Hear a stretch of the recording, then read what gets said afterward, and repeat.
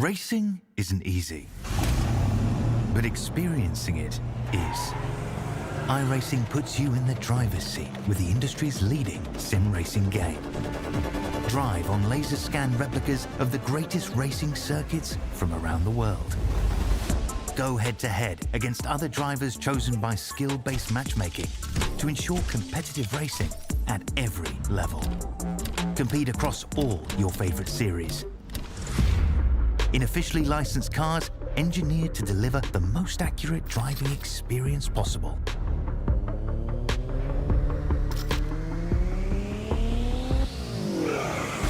Join a race or host your own with players from across the globe. Race against the computer or in a league with friends. Feel the thrill behind the wheel. Visit iRacing.com. When you want to be the best, you can't settle for the rest. For anything on iRacing, there's just one name you need: Maconi. With the launch of Maconi Entertainment and Maconi Competizone alongside Maconi Setup Shop, we now provide the best of the best in setups, paint schemes, coaching, broadcasting, and event organization. With cars across all 4 license classes, we have what you need to hit the track with confidence.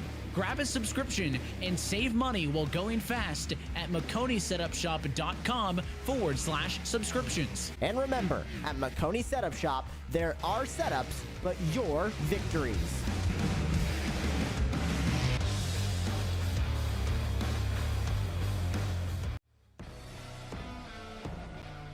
Tonight, it's a trip to the Magic Mile as we look to see who's going to have a magical time at Loudon, New Hampshire. Today, the FLCC, the Full-Length Cup Challenge, is here at New Hampshire Motor Speedway for tonight's coverage on Maconi Entertainment as we look to see who comes on top for the Magic Mile 301 here, once again, from the Northeast. I'm Justin Prince. Alongside me is Kirk Mills tonight. Morgan Cook is our producer for this evening as we get set to go racing for 301 laps. New Hampshire, a very fun but very tricky track to make passes at. Your host for tonight's action as we prepare for this evening's event. Gotta say, it's a flat track. There's multiple lines. You can run so many different grooves underneath the yellow line, right above it, on the apron. You can go pretty much anywhere with a little bit of speed in the car. And all I can say is that tonight is going to be one rowdy race, and I'm excited to see what these folks are able to do. Keep in mind, the point standings, one of the big conversation points every single week. Lim has dropped down to 16th with the way the attendance has looked recently with 13 starts. His EPI teammate in Tyler Hunter is the first one out. It's getting really intriguing with the cut line. Alan Duggar, Neil Pearson, Tanner Marti, all within solid distance to try and take away that 16th spot right now. Only time will tell to see what if a 16th or a 15th can win the championship, but getting in is definitely helpful. It locks you into a top 16 spot. Good for points, and it's really fun to be able to compete in the chase, so it's a good place to be. Indeed it is, and we're moments away from the chase, actually. We're 2 races away here, Kirk, because you have tonight, you have the Soda Wars 400 at Daytona, and then we go racing for the postseason / the chase for 16 race drivers battling over 10 races. Dylan Basin came on top at Richmond last time out. That was win number 5 for him. That is a combined 14 wins for those with Ryko power plants. Absolutely. Showing a lot of speed in this series all season long, but going into this one, they're going to have quite some stiff competition during the qualifying effort. Really high amount of speed out of Sean Conklin's machine, but Jonathan Delaney sitting P2 is going to be someone to watch today because normally he's there at the end, not so much at the beginning, but he's showing early speed, so that's going to be exciting to see if he's able to keep it. So we're moments away for the drivers hitting the grid. Remember, the qualifying session is attached. We had 31 make it to the field tonight here for this one. And again, 14 wins for those under the Ryko banner for the power plant. They'll have about a few moments to get themselves rolling before we go racing here today. Have 1 minute to get in the cars here today. We'll find out how they'll line up here at New Hampshire Motor Speedway. It's Sean Conklin again on the pole today. He's coming into today with some momentum in NASCAR in the postseason for that, or they still have a playoff. Jonathan Delaney is next to him with a different looked race car for the 6th machine. The Black Flag machine's ahead of Andrew Dyson's Conti machine. He'll have Blake Giglio in the 4th position for Kansas City Pioneers. Lucas Hoitzma is in the top 5 today, again honoring those a part of the Black Flag camp with Sean O'Brien and company. You also have Robert Miller in a green car in 6th. Alan Duggar is in a Ford today. He's in 7th with Dylan Basin inside the top 8, but still needs to get on the track. Paul Hill and Ralph Hutchinson, a part of the top 10. A lot of paint schemes for CC O'Brien's today. For sure. Starting in 11th, though, is Joseph Galata in the 99. Has a lot of speed right alongside Adam Benefield, one of the better guys out there for sure. Starting P13 is going to be Neil Pearson in that 62. Again, another paint. Got Nolan Hodgson there in the 12 as well, starting 14. Starting in 15th tonight will be Tyler Hunter in the 48 machine Elite EPI car, right alongside Hunter Truhl there in the 71. Starting in 17th will be Stephen Williams in the 98, Tanner Marty in the 29. Finally, 19th is going to be Devin Medeiros in the 20, and Kevin Zosiak, 37 car in 20th. 21st goes the way of William Owens tonight. Alongside is the mentioned Sean O'Brien, who runs that CC O'Brien's machine a lot. Thomas Komacheski in 23rd this evening. Casey Graves, 24th, in a very golden-looking machine. Matthew David Wood will start inside the top 25 today. Alongside him, Bobby Anderson in the 5 car. Rare time we don't see a Terry Labonte or Kyle Busch paint scheme. Cameron Stone in 27th. Jose Medina in 28th today. And then rounding out the qualifying for the ties was Nicholas Vroman, a bit of a shocker in 29th. 2 drivers since at times, Jason S. Taylor, Dave Hoitzma. Devin Medeiros will also start at the tail with an EOO penalty. We'll top to bottom of the rain here tonight as we prepare for this one, and it's going to be a 301 miler if you go by the mileage. 70 and 185 are your stages with 7 tire sets to play with in the pit lane. That includes the one on the card, so 6 total in the lane itself at a track that has a fair amount of tire degradation. Kirk, your keys to victory. Well, number one thing is keep the car clean. It's very hard to be able to finish the race without keeping the car clean. You got 13X, you don't got a lot of room to make mistakes, but you got all the room in the world on this racetrack. You could go down below the apron. We talked about it earlier. A lot of different positions for the drivers to go on. So they're heading down the back straightaway to get things started, man.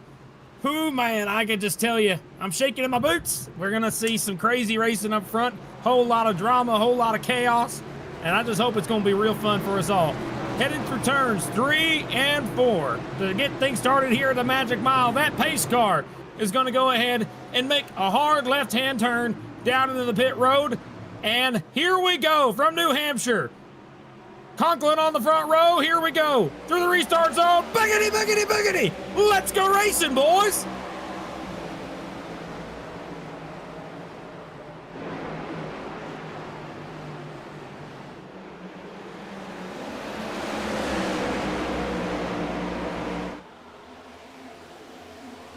Clean start up at the front for Conklin. The battle is really on for second to start.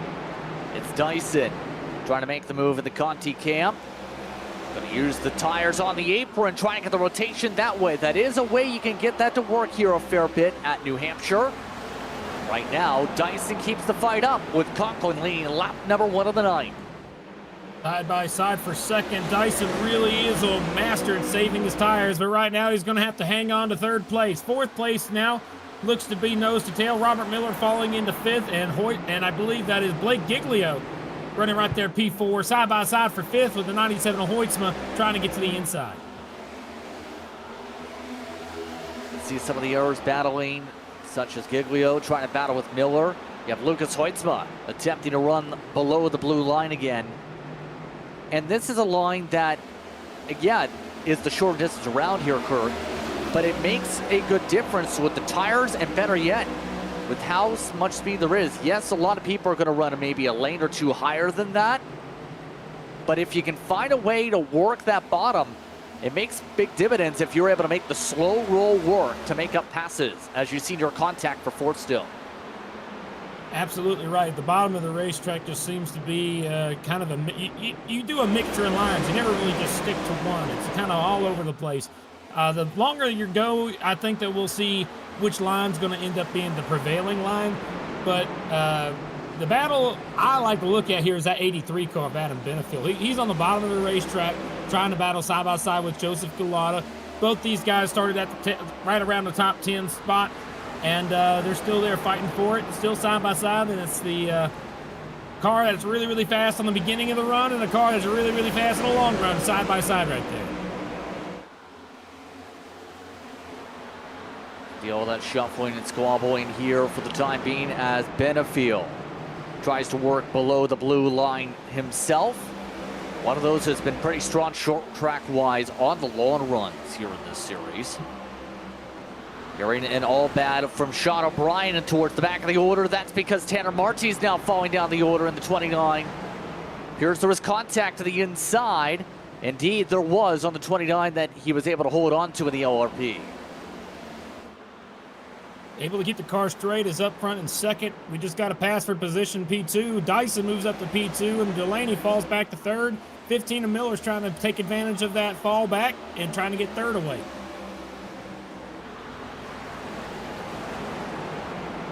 I think that Benefield's trying to save some tire back here. That 83 car got passed by the 62 and the 99. I think that we might see him the longer the run stays green.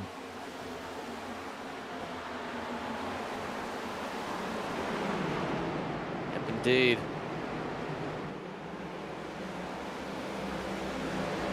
Oh, somebody's wrecking on pit road. What the hell? Oh, my goodness. What was that all about? The 60 car, Jedi Taylor. What happened there to Jason S. Taylor? Let's see what happened here.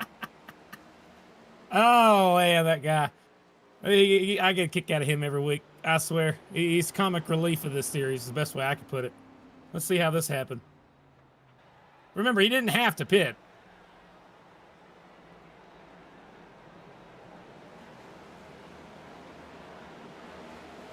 Yeah, and oh my, that had to be a money shift down the middle of the straightaway. There's no other way of putting that. That only happens when you downshift aggressively. Oh, entertainment at its finest. Good man.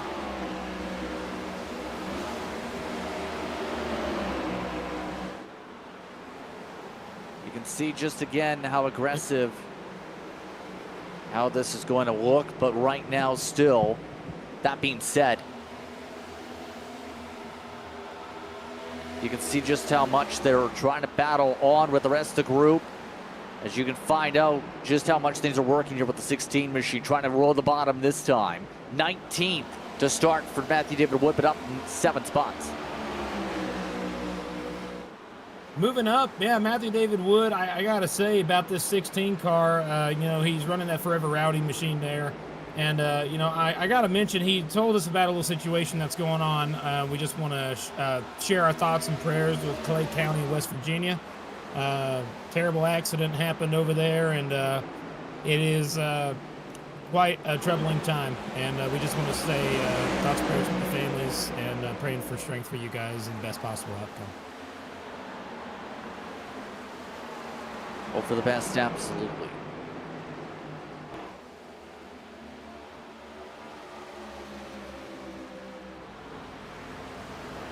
You can see some of the Arizoners. We're hearing a spin over the radio. Caution is out because we mentioned there was a spinner. Big wreck. Casey Graves, part of those that went around. I think it was Graves that got into O'Brien. Oh, good Lord. Graves got loose. Let's take a oh, big hit for O'Brien when you see it. Oh, my goodness. This ain't going to feel good for the 65.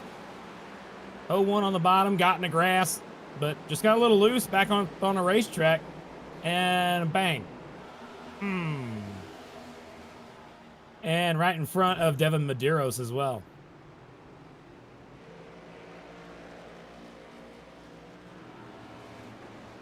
Breaks my heart when you see this type of hit right here. Because that 65, you know, he just passed you.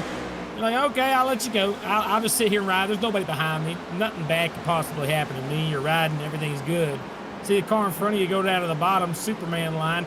Can't hold it. Gets loose, holds the brake, and then you slide up the hill. 65 gets wapow right into the wall. Big old hit. That's going to be real bad damage for those 3 cars. And with that being said, 2 drivers are now out of the race with us under caution, and most of the field not taking pit stop because it's pretty clear. Yeah, this would help you a bit on the fuel mileage, but fuel runs usually go here about 75, 80-ish laps, give or take. Maybe towards 90, depending on if you save a bit. Technically speaking, we may be able to go the distance of the first stage here now with this caution flag. Only time will tell. But what I've noticed is out of the gate, that 17 car is just checked out. I mean, he scooted so far out to a huge lead, and nobody was able to be anywhere near him at this point. So being dominant early, but it is 301 laps. He's got to stay up there the whole time if he wants to be able to win the race. It's going to be real difficult. Got a lot of fast guys in the field that show up late run.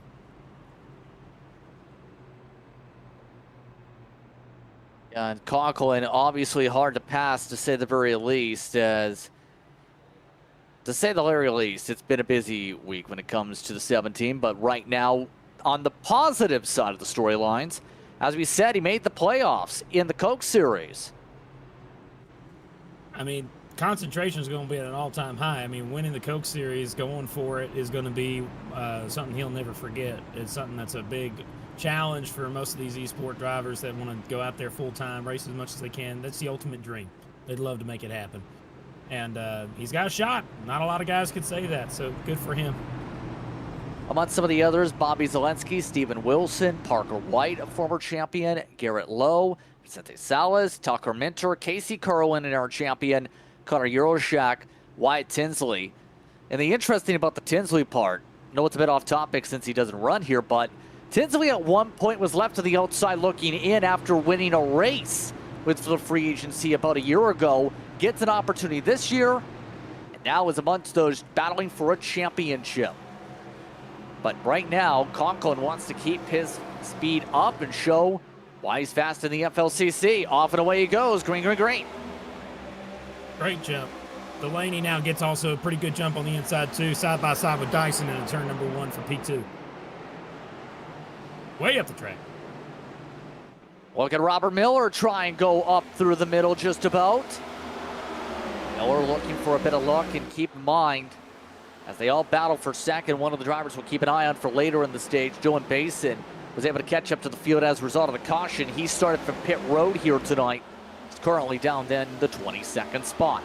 Clear is Dyson, meanwhile, for second.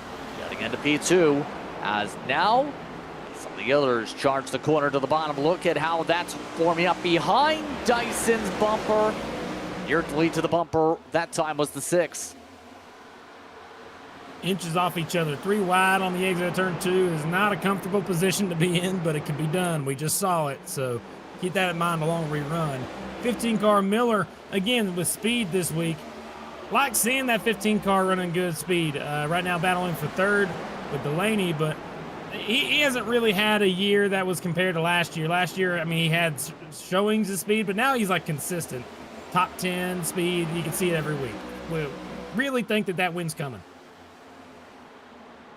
Remember, one of the builders, indeed, with the B car here with Outlier specifically. So Miller obviously knows what he's doing with the setups. That has become a requirement for so many big teams because you can drive the car, but a lot of the teams these days want Ryan Newmans. Ones that have that engineering or drive to know the engineering side of the setups as well in the service. And that's not something you can just go and find in a book somewhere. It's with pure practice. A lot of the time, it's just so difficult to even anticipate how that works. You see 3 wide throughout the field, 2 places. Back here, teammate to Conklin here, that's Basin there on the bottom of the racetrack, 3 wide with Stone and Roman just not having a good day so far. He won last week, but in kind of a rough position. Contact, there goes Roman around. Saves it. Ways, good save, but another wreck. Wood is also wrecking in turn 2. There's the 30. It's William Owens who's gone around, and it's put us under caution. Everyone else saved it. Well, let's see what the heck caused all that jazz. All right, here we go. 3 wide. That's fine. Not a big deal right in front of the 30 car. Here we go. Oh, 57 just didn't turn in. Cameron Stone just did not turn. It looked like he just went straight.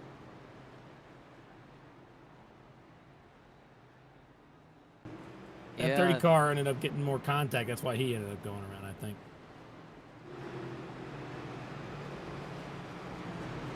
Oh. That being said here, as they all catch up to the pace car, do you think anyone's going to come in and at least just top off here? We are going to see pit stop. No, Dyson nearly hit the barrels. One's on there. Robert Miller. I don't know about that call. I think that's a gotcha moment. If we go back and look at that again one more time, yeah, just take a look at Miller's entry here, because I think he was not wanting to come down pit road. I think he ended up getting stuck. So you can see here, 15 on the back bumper, the 41 real close. 6 car Delaney laying back, like a couple car lengths. 15 looks like he's coming down. Looks like he hit the commitment cone, and wow, other cars just dove out when the 41 decided not to go down. So 15 ended up going alone. Yeah, off and away with the service, only taking the 4 tires, obviously. Dave Hoytsman took a few only in the previous caution. Casey Graves with some repairs. 2 cautions already. So far making things for what's going to be an interesting time here, I think, for some of the drivers. But now, we kind of expect that here, because in some cases, it requires you to keep it out of trouble and keep track position if you want to win these types of races like tonight. But we saw how hard it is to pass. I mean, Basin in the 06 is in the back of the field, and he's having difficulty getting through the field. So it's going to add an extra layer for the 15 to have to handle. Harder to pass back here, but it's doable. It can be done. It's just a little bit more difficult, and he's got a ways to go. He's got a lot of cars to pass, and we're going to be doubled up for the restart, I think, right now, going down the back straightaway. And again, up front, it just looks very similar to how it has looked over the last few restarts. Not really much change up front. The only real change, I think, is seeing Galata. He started in 11th up to 5th, and same thing with Benefield. He started 12th. He's up to 6th. So side by side, 2 cars marching to the front. Getting ready to go here up at the front. Conklin, Dyson, Delaney, Hoytsma, all part of the top 4. You also throw in the mix Galata and Benefield. Green back on the way. They'll all make their way back into turn 1. Delaney trying to clear by Dyson, but Dyson carried a ton of speed into the corner. That line's going to save him. He gets a huge run down the back. 3 wide for 3rd place, though. 99 and Galata backs out of it, goes down below the blue line, tries to wrap the bottom of the racetrack, sliding up 4 wide almost. Keeping it straight, almost spinning is the 99, able to keep it going side by side for 4th is the 3rd place battle. Look at Hoytsma go on the outside. Yeah, look at how much they're making it work here. Lucas Hoytsma making the green, white, and black sparkle. Galata also taking apologies as he nearly had contact with Benefield. A lot of cordialness over the radio, at least tonight so far, as the 97 of Hoytsma gets back up to the 3rd spot, clearing by Jonathan Delaney. So the black flag machines are now 3-4. Both cars show speed. I don't know if it's enough to, how that long run speed's going to look is going to be interesting to watch. That's it. Winning this race is going to... Oh, there goes a wreck. There goes a 12 car. Nolan Hodgson into the wall, and so is the 10 car, I think. Is that Duggar? Yes, it is. Caution is out. And that was another part of the storylines. Without going into the context, Hodgson an independent as of this week, at least in the channels, without the normal scheme, gets collected here on this one.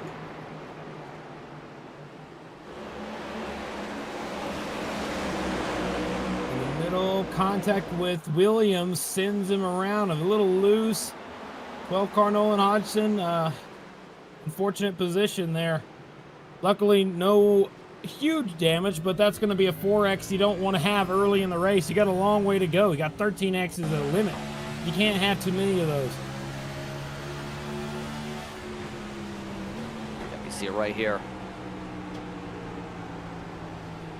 Duggar just riding behind, watching, and then right there just a little bit too high.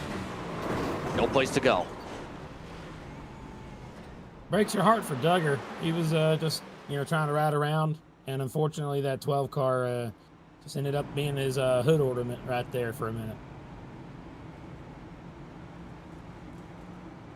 That puts us back under caution. This caution, Ralph Hutchinson, Duggar, and Hodgson, along with Darrows, are the only drivers to pit. They are warning drivers to be careful with the banking because that's one of the major things at New Hampshire. It's not the same banking. It is progressive banking here, even though it's pretty flat. Well, I mean, the major point these guys are going to have is that over the course of the run, I'm excited to see where the rubber is going to end up laying out. You can see the progressive banking when you're up close like this. You can definitely tell. Bottom lane's flat, middle lane's where it is. Top lane's harder to tell, but it is definitely progressively getting steeper. Man, I tell you what, a track like this, but with banking like Bristol, I would pay hundreds of thousands of dollars to see if I had it. Good Lord.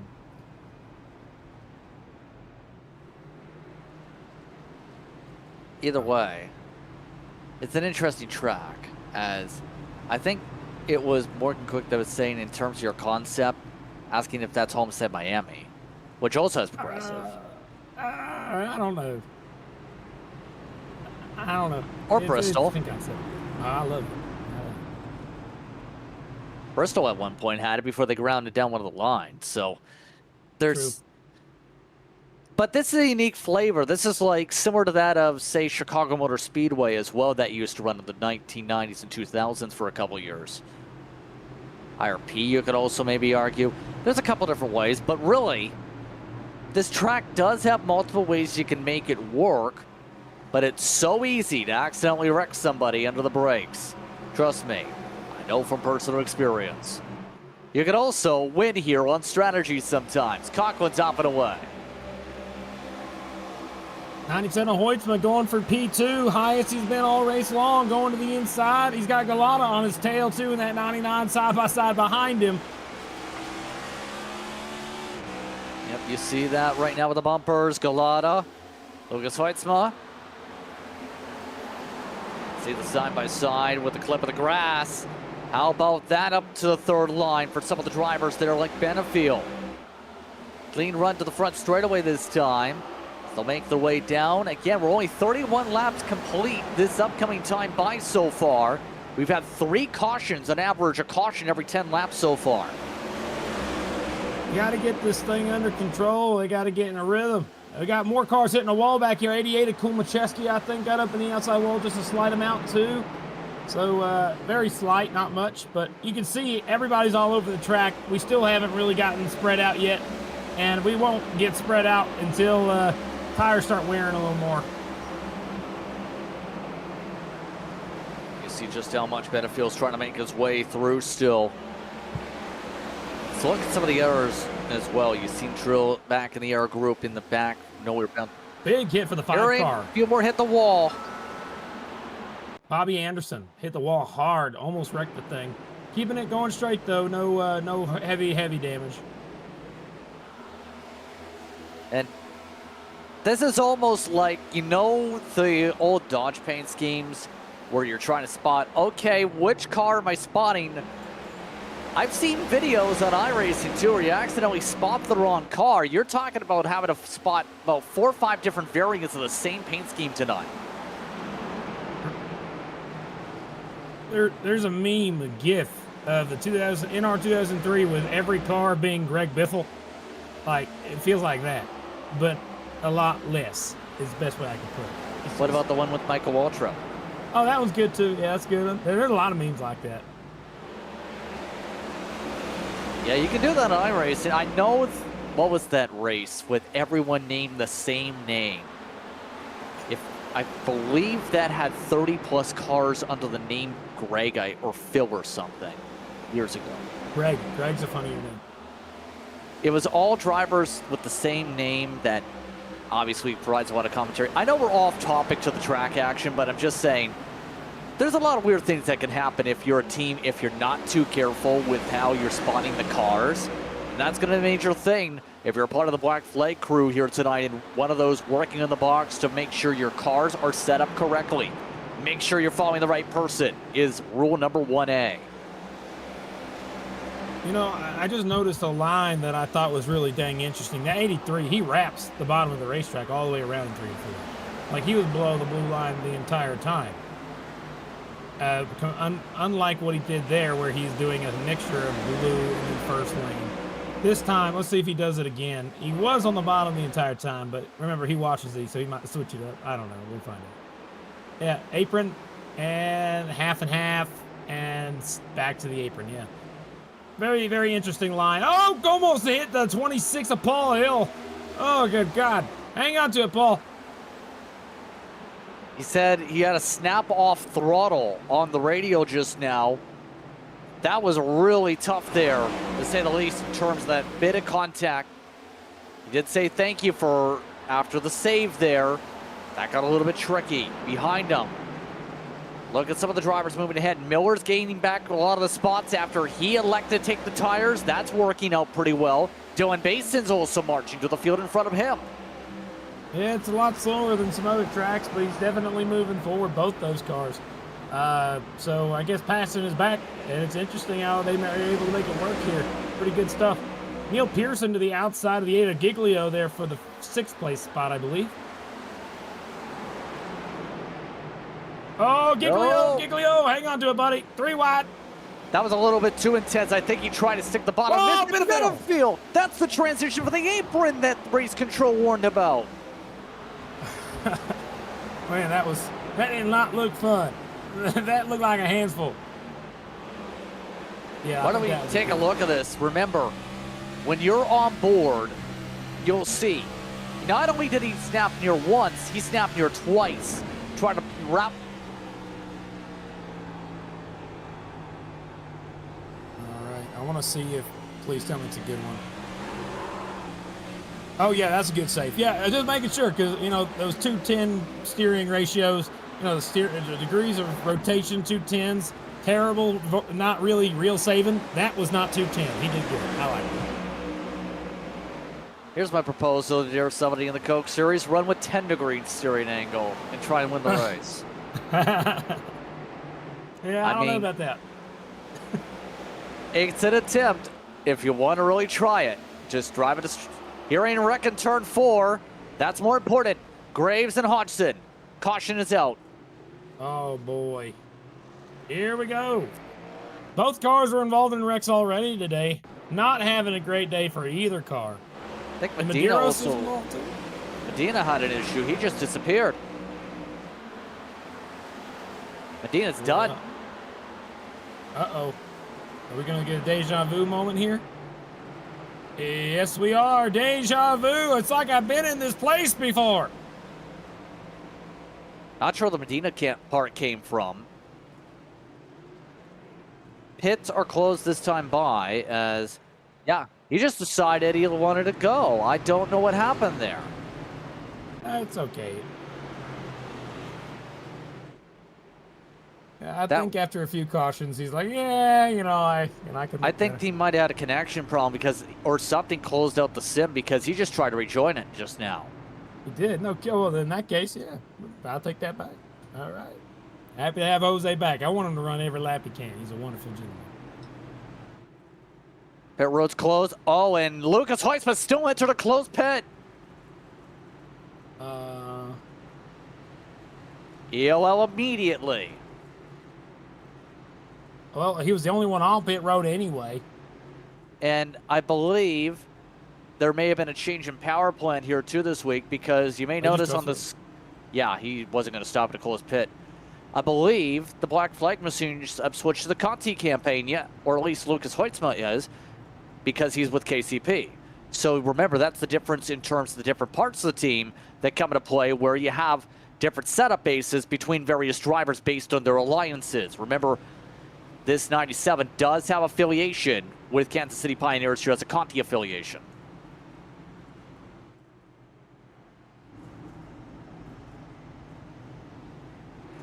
I'll tell you what, I'm a fan of the racing. All that extra stuff there, I mean, it's hard for me to understand. I'll tell you that much. What I can say is it looks like a lot more folks are coming down pit road this time. Pit party time, everybody. This entire field will come down pit road together. Ralph Hutchinson, he'll stay out as he pit only 16 laps ago for a set. Bobby Anderson doesn't take a pit stop at all yet. And everyone else is down the lane. Conklin is not on the jacks. He's taking fuel only. Like Lightning McQueen did that entire race. You know what I'm talking about? I think so. Are you talking about 1 or 3? The first one, right at the beginning, where he just did fuel. No tires, just gas. And he did that the entire dang race. Didn't he fight with his pit crew too, though? Oh, yeah, he fired him afterwards. Yeah, it's crazy stuff. Oh, I think they quit. They quit, yeah, they quit. But regardless, Ralph Hutchinson taking the opportunity to stay out here on the racetrack, part of the Black Flag camp here tonight. Would ask him questions, but he's also tuned out his entire racing team to focus on the drive. And that's kind of some of the case that you see is sometimes you just need to focus on the wheel and the car itself, especially when you're at 1 degree and ready to battle for the race lead.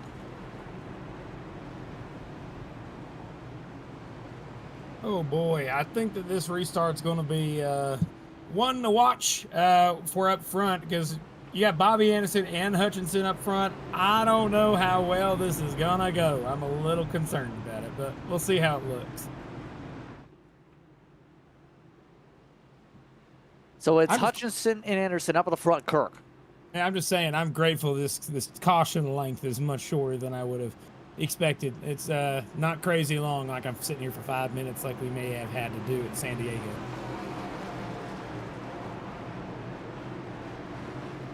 I believe you're doing some analytical support during the week as well. Delaney, who's up towards the top 6, I think amongst those with 31 plus starts, you said has an average of 7.7. Off and away we go with Ralph Hutchinson able to get the jump.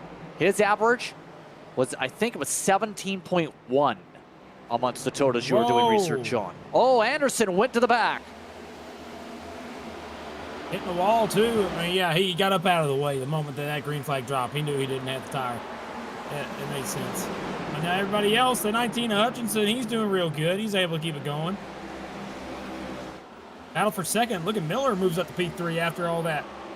Don't forget, he's got fresher tires, but not the freshest tires.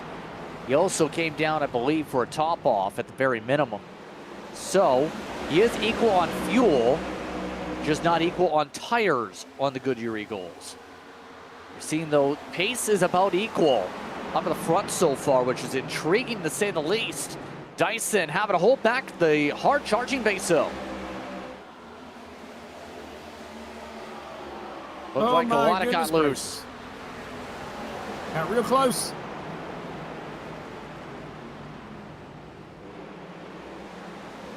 See once again, them all shuffle side by side, a squeeze up the track. Conklin looking to clear for the 3rd spot, still trying to fight it out, or at least hold on to 3rd. Delaney takes it. Cameron Stone in that 57 has had a kind of topsy-turvy year. Not so much of a great year, but 57, that Coors Light Ford is just sitting top 10 right now. Pretty good run right now for him. 17's off the pace. Something's happening to the Conklin. He's off the pace by quite a bit up in front. I think it's his tire situation. He took only gas, and now he's falling further and further back. Now his teammates is on the outside.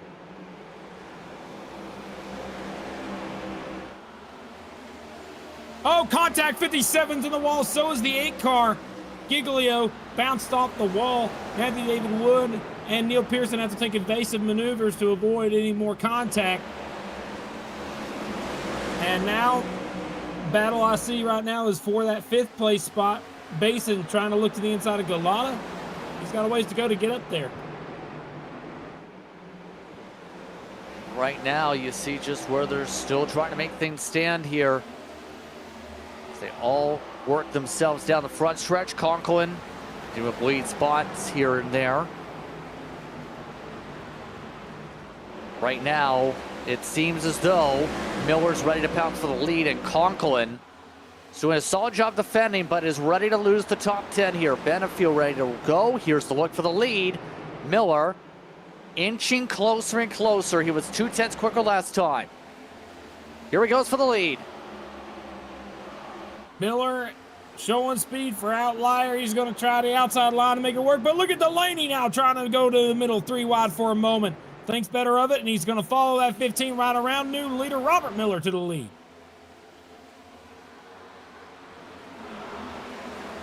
Yep, all this is now with Miller having the chance to lead for the first time here today. Miller has led lap. Tyson, my goodness. Having fun, that's for sure. I mean, being that sideways, I don't know if it's that fun. It is. It absolutely is fun. It's one of the more fun. That's why there's a whole genre of that called drifting. It's awesome. I was about to say, before that moment, Miller in the lead. He's had 77 laps led on the season, a 2% led lap late rate coming into today. He's now looking to make sure to hold on, but the big thing is Delaney actually was slower last time by despite the fresher Goodyear Eagles. Galata, though, is also coming up to play. So Miller, despite only a few lap difference here, seems to be making this car work to stay up here as we are coming up to 16 to go on the stage. 16 laps is all it takes. Let's see what we can figure out, though. It does just take 1 lap for a problem to occur, though. You never really know.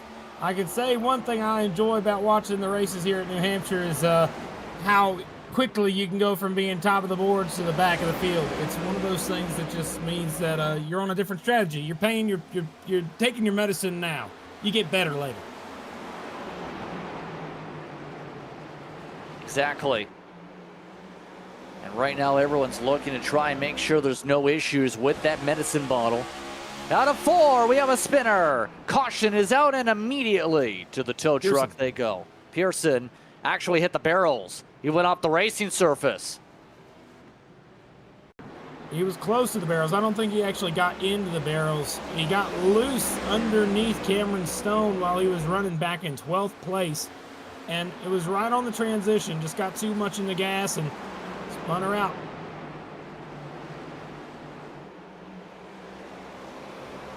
Just snapped it. And backed it off the racing surface to make sure there's no stack-ups. That was actually a bit smart there. He could have did that the roadway and became one of the barrels, but he didn't.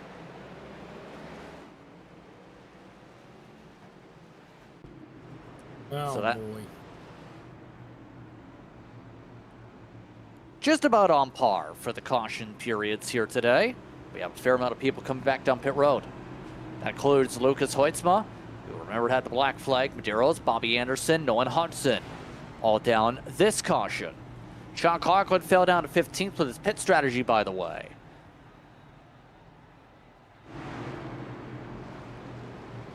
Duggar is going to take the wave around there on the outside. He saw that. Yep, gets himself a lap back here. This would make it just 2 cars that are laps down here on this one. I think it's a good opportunity to maybe catch up with the driver here, see what some of the thoughts are in a moment. How will we catch up with your current race leader and find out how things are going for one Robert Miller. It is quickie cautions here, so we will be quick.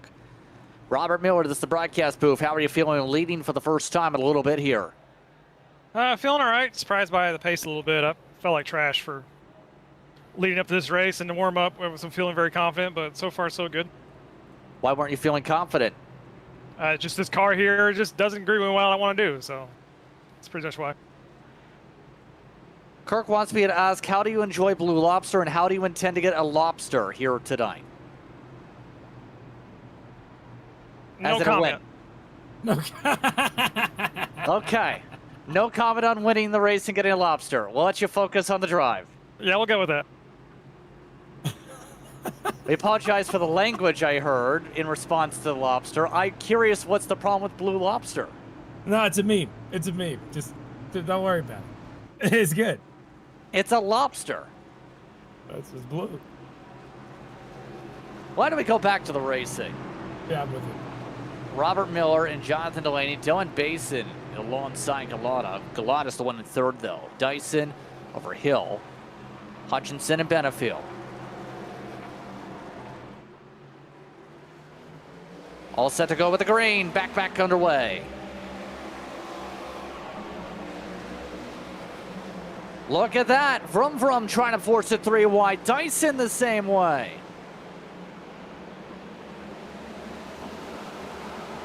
Oh, 99 almost cleared himself in front of Delaney there. Not quite enough. Very close. Top 2, side by side, trying all they can. You can see how much the 6 wants to go, but Galata's been good on the fire off on these Goodyear Eagles. Off the start, that's a little bit of a graze.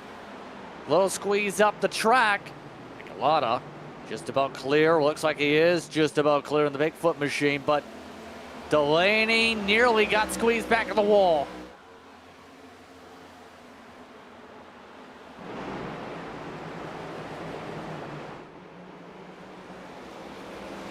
Right now, Robert Miller is holding on in front. Just keeping himself up at the point. You'll see as well, though, a couple of the others in the mix, like Paul Hill. Hold on, sliding caution. Not out yet, still green, still green. Cameron Stone was sliding, but that could have been a caution with how sideways that 57 got. And he hit cars.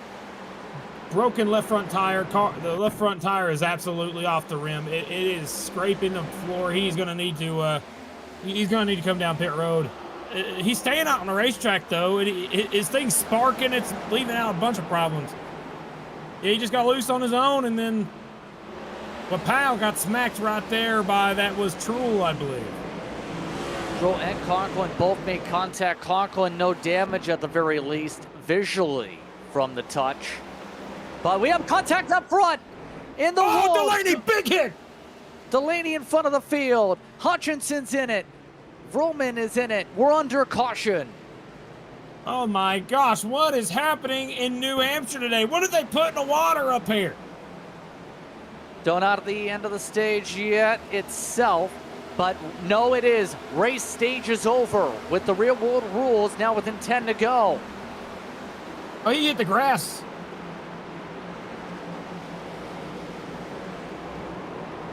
Oh my good Lord. And 19 of Hutchinson just nowhere to go. Roman not much damage, but the 19 and the 6 were the big losers on that one. And it all puts under caution. Again, the stage ends like this. It was Miller, Galata, Basin Hill, Dyson, Benefiel, Matthew David Wood, Giglio, Hutchinson, Hunter scored in the top 10 that respective lap, and all the drivers except for a couple elect to take their service this time. Take us into stage number 2. On that note, it's a good time to take a quick step aside. When we come back, we'll get back to the restart. Stage 2, about to start, here on Maconi. Racing isn't easy, but experiencing it is. iRacing puts you in the driver's seat with the industry's leading sim racing game.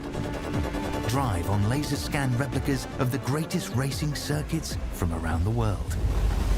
Go head to head against other drivers chosen by skill-based matchmaking to ensure competitive racing at every level.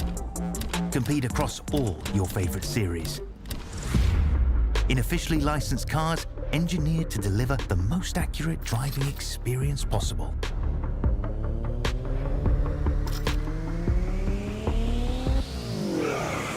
Join a race or host your own with players from across the globe. Race against the computer or in a league with friends. Feel the thrill behind the wheel. Visit iRacing.com.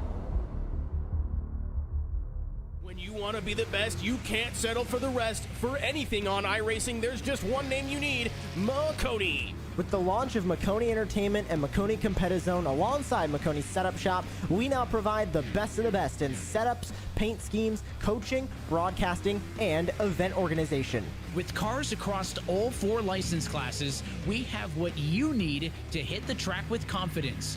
Grab a subscription and save money while going fast at MaconiSetupShop.com/subscriptions. And remember, at Maconi Setup Shop, Welcome back to New Hampshire. Dylan Basin on strategies up in front.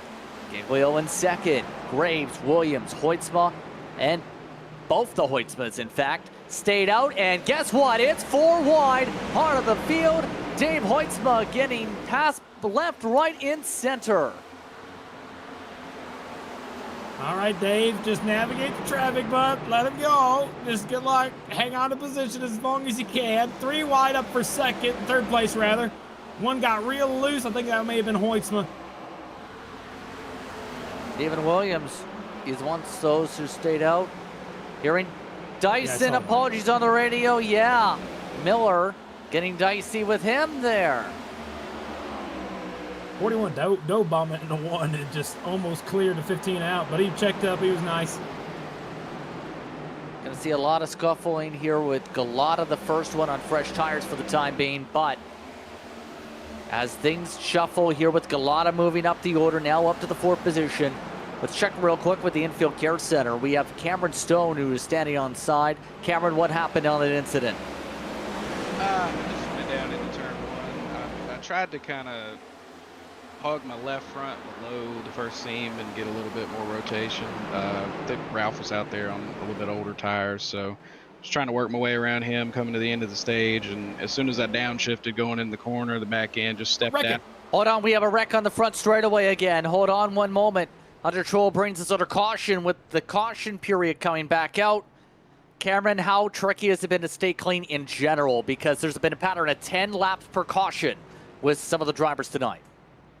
Yeah, it's pretty tricky out there. I mean, everybody's fanning out when you get to the corners to try to get some clean air on the front of the car, but you know, the banking transition at the bottom lane is real tricky. It's making a lot of people oversteer, and everybody seems to be coming together at the middle of the corner. The guys that are, you know, taking a wide entry to get a good exit are coming back towards the center at the middle, and the guys that go low are coming to the same spot. So everybody's kind of meeting and causing a push loose condition for pretty much every car as you're coming off the corner. If you're not the lead car, it's just it's almost undrivable off the corner. You're not really getting full throttle until you're all the way out of the corner.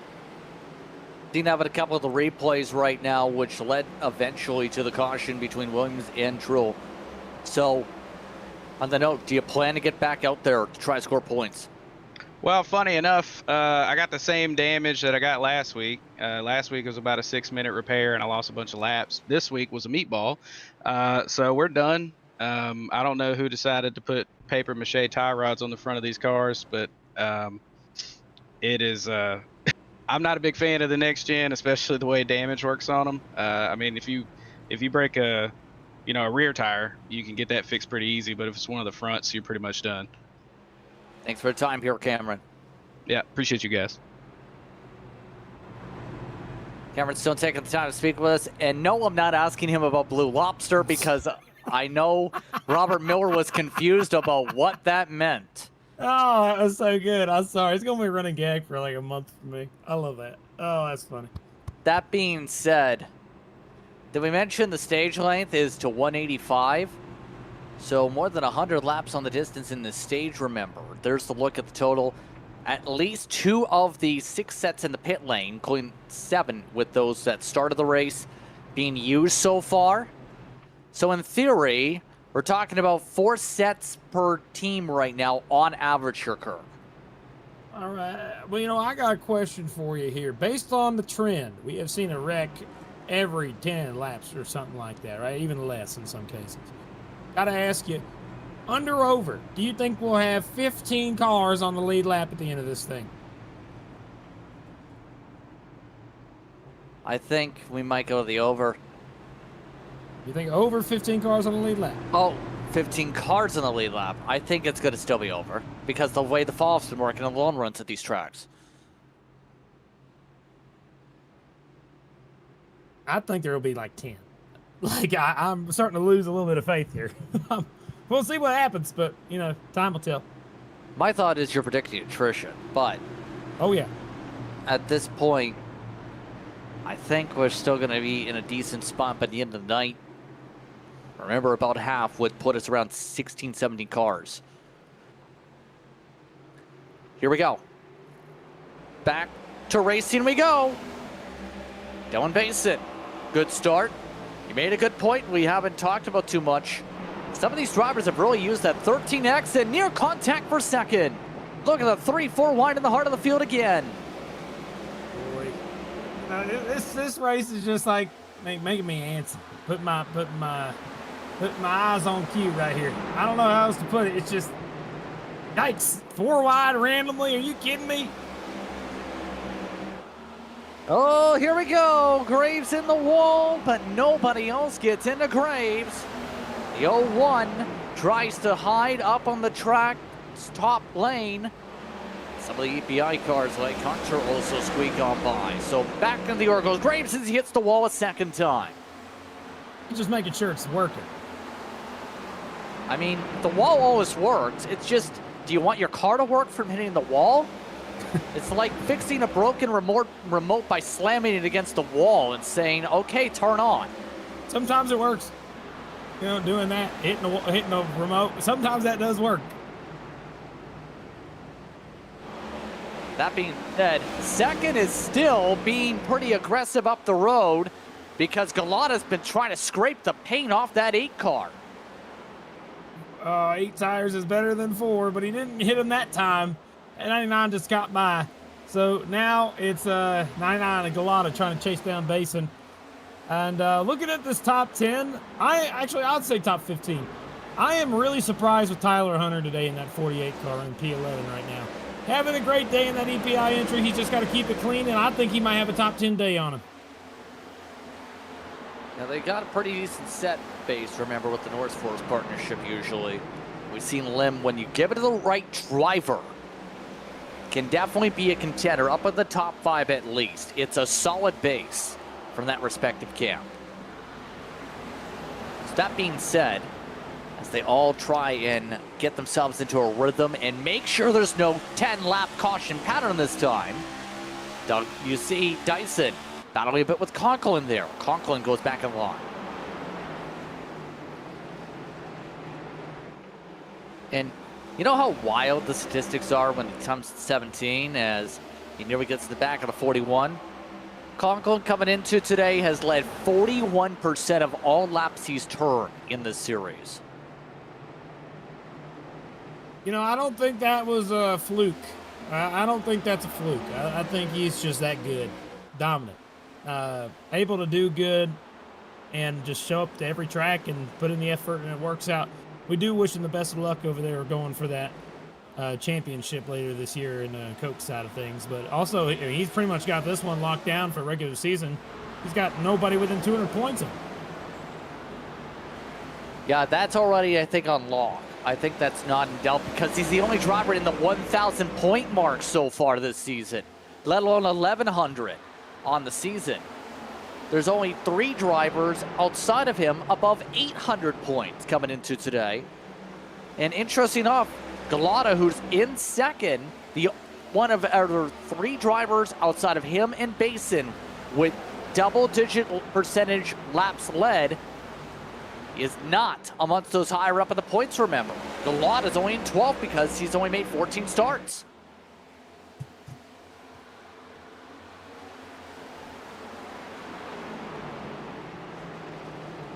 In other words, what I'm trying to say is there's a lot of fast cars here in the series and that lead a lot of laps. A lot of people from different teams, too. You know, it's not always exactly the same team up front. Guys win different races here and there, but this year has been pretty much leaning on that 17 and the 06 as much as they can. But everybody else still brings their own stuff. You know, a Bigfoot Chassis Collective rocking it. You also got the Conta guys out there. EPI, all these other teams, they go out there and build something and try to, you know, compete at a high level. It's interesting to watch, and like, you know, week in and week out, you kind of get to see different trends, different tendencies, and it's kind of a cool little market to watch for sure. Kind of is, and all that's to say, Woodley approaching the 100 go mark at the stage point of this race.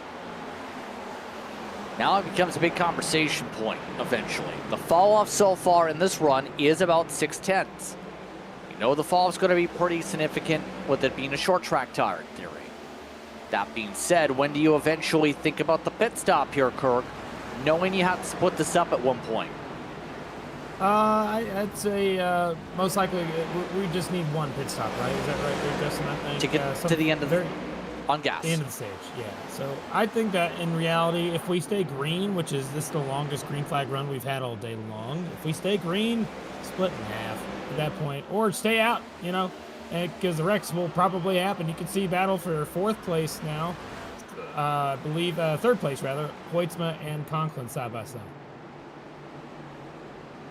Yeah, I was about to say, the interesting part in all this, Bason's still your leader on 20-lap older Goodyear Eagles, but I think that's about to change. Joseph Galata is there. He's on the outside with the momentum on the groove. Had to lift, though, off the corner.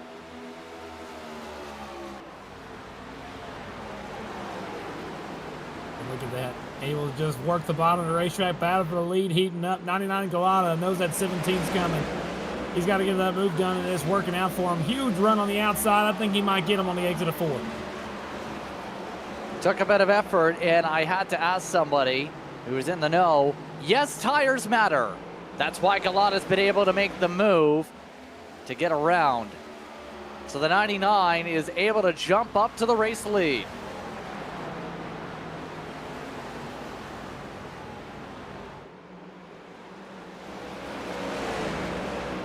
I will say, I think we have the same thought. In the description of one driver, Alex Murray was asking him directly. He mentioned it's more of a heat thing over wear. If you can control the temperatures, like Bason's doing, you can make the car last on the older tires, and I think that's kind of why the 06 has been staying up there in front of so many of these drivers on fresh Goodyears.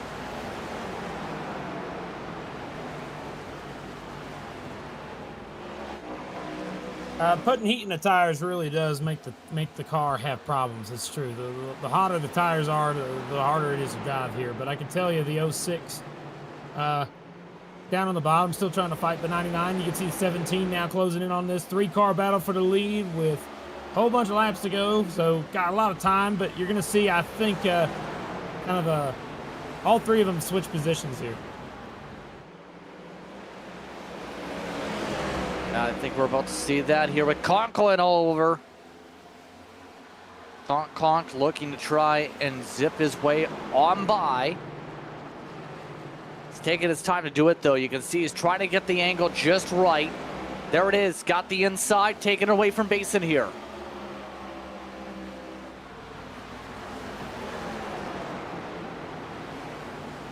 Now, how long does it take for him to get around? I say very short amount of time, but the 06 can carry a lot of momentum on the top. Go side by side between teammates. Gonna work out. Oh my goodness, Bason's going for the lead again. See him trying to make the move as Conklin. Was loose. He almost ripped the car. They were both loose in the Reichel/RFK camp. Conklin able to jump up to second.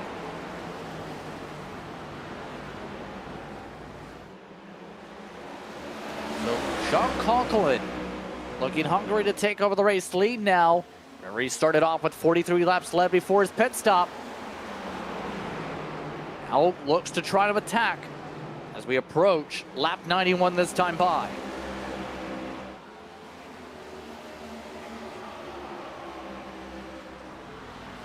By the way, and all of this to be said, should be said, Matthew David Wood is in this technically part of the train still. Been one of the drivers on the move up 16. Nicholas Vroman's up 19. Part of some of the others off screen that are able to make some moves overall during the course of the race. Here comes Conklin. He's ready to battle for the lead on the Bigfoot machine.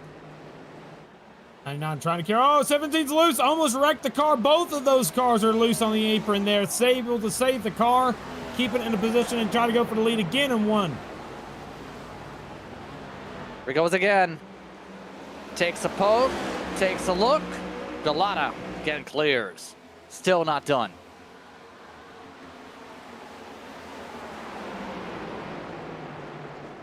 This can only last for so long on the defense when you have the speed upwards of 1/10.5 to 1/10 quicker on average over the past 5 laps and over the past 10 laps like Conklin has. You know, Conklin's in a position now where he can make that move whenever he wants, but he's got a problem. Galata's one of those that's fantastic at keeping the runs on the top side. Now, how long can those tires last? More heat in those tires from running the top line is going to eventually wear them out. But look at this. 17 switches it up, goes way up higher than 99, and then 17, they're going to be side by side on the straightaway. 17's got a huge momentum run. Here we go. Conklin looking to clear. John Conklin looking to make the pass. Galata with the squeeze. And able to get in front. It's Conklin up in the lead again at New Hampshire. But Galata wants to try an attempt back at least. Not going to work. Too much on the transition. Try to shift.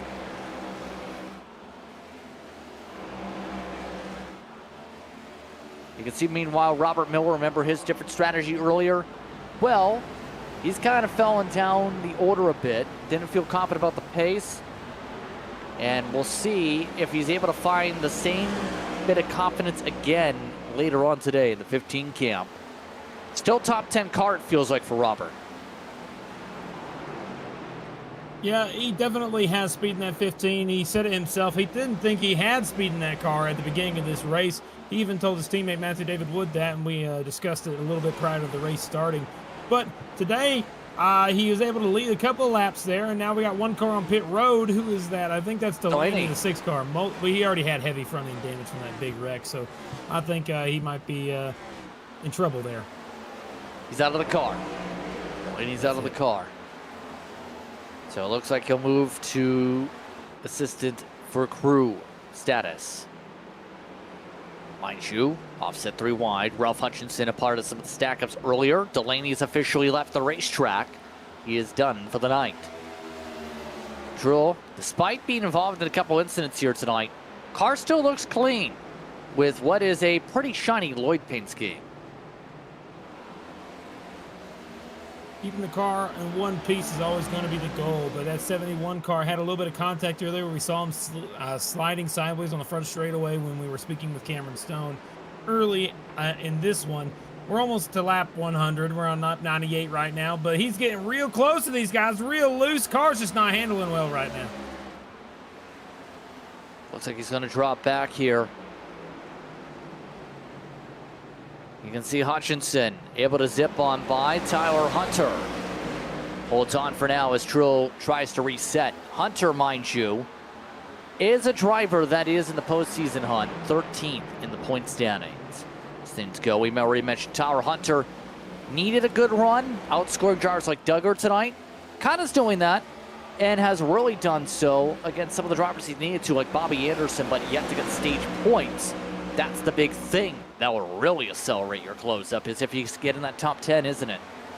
Oh, yeah, you want to be at like top 8.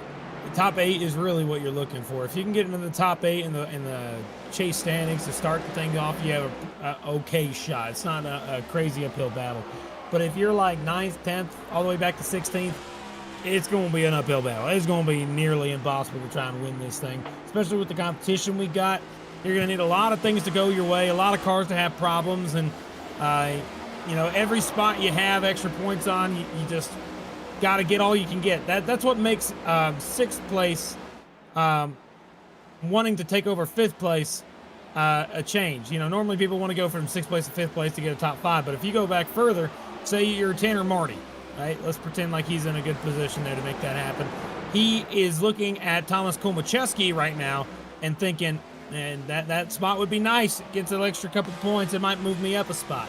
That's the mentality drivers have got to have. They didn't exist prior to the chase, but now it's there. Where even 19th seems desirable if you're running 20th. Yeah, I'm just thinking because back in the day it was 10, 12, then eventually grew, of course, to 16 with the playoff era. The only driver that really, I think, came from the lower seeds before in the chase over its history, yeah, exactly, Tony Stewart. And that took a monumental run. The only way you can get going, Kevin Harvick technically did it as well, part of his championship, but that was during the elimination format. But the big thing is try to replicate what Joey Logano's doing in real life, where that momentum that's taken him up into the heart of that fringe of the top 10. Basin is in, by the way. He went 60 laps on the fuel. This makes a bit of sense for your decision on tires and fuel. This puts it within the window with been about 80 laps to make it. Kind of a unique position to make. I mean, he's the first guy on pit road that actually has some in-car speed that we've seen so far, and I don't know how good of that choice is going to be. We've seen a lot of wrecks, but I'm hoping it works out in their favor. I'm sure it'd be interesting to see, and I'm just hoping we get through the entire pit cycle. That's the goal.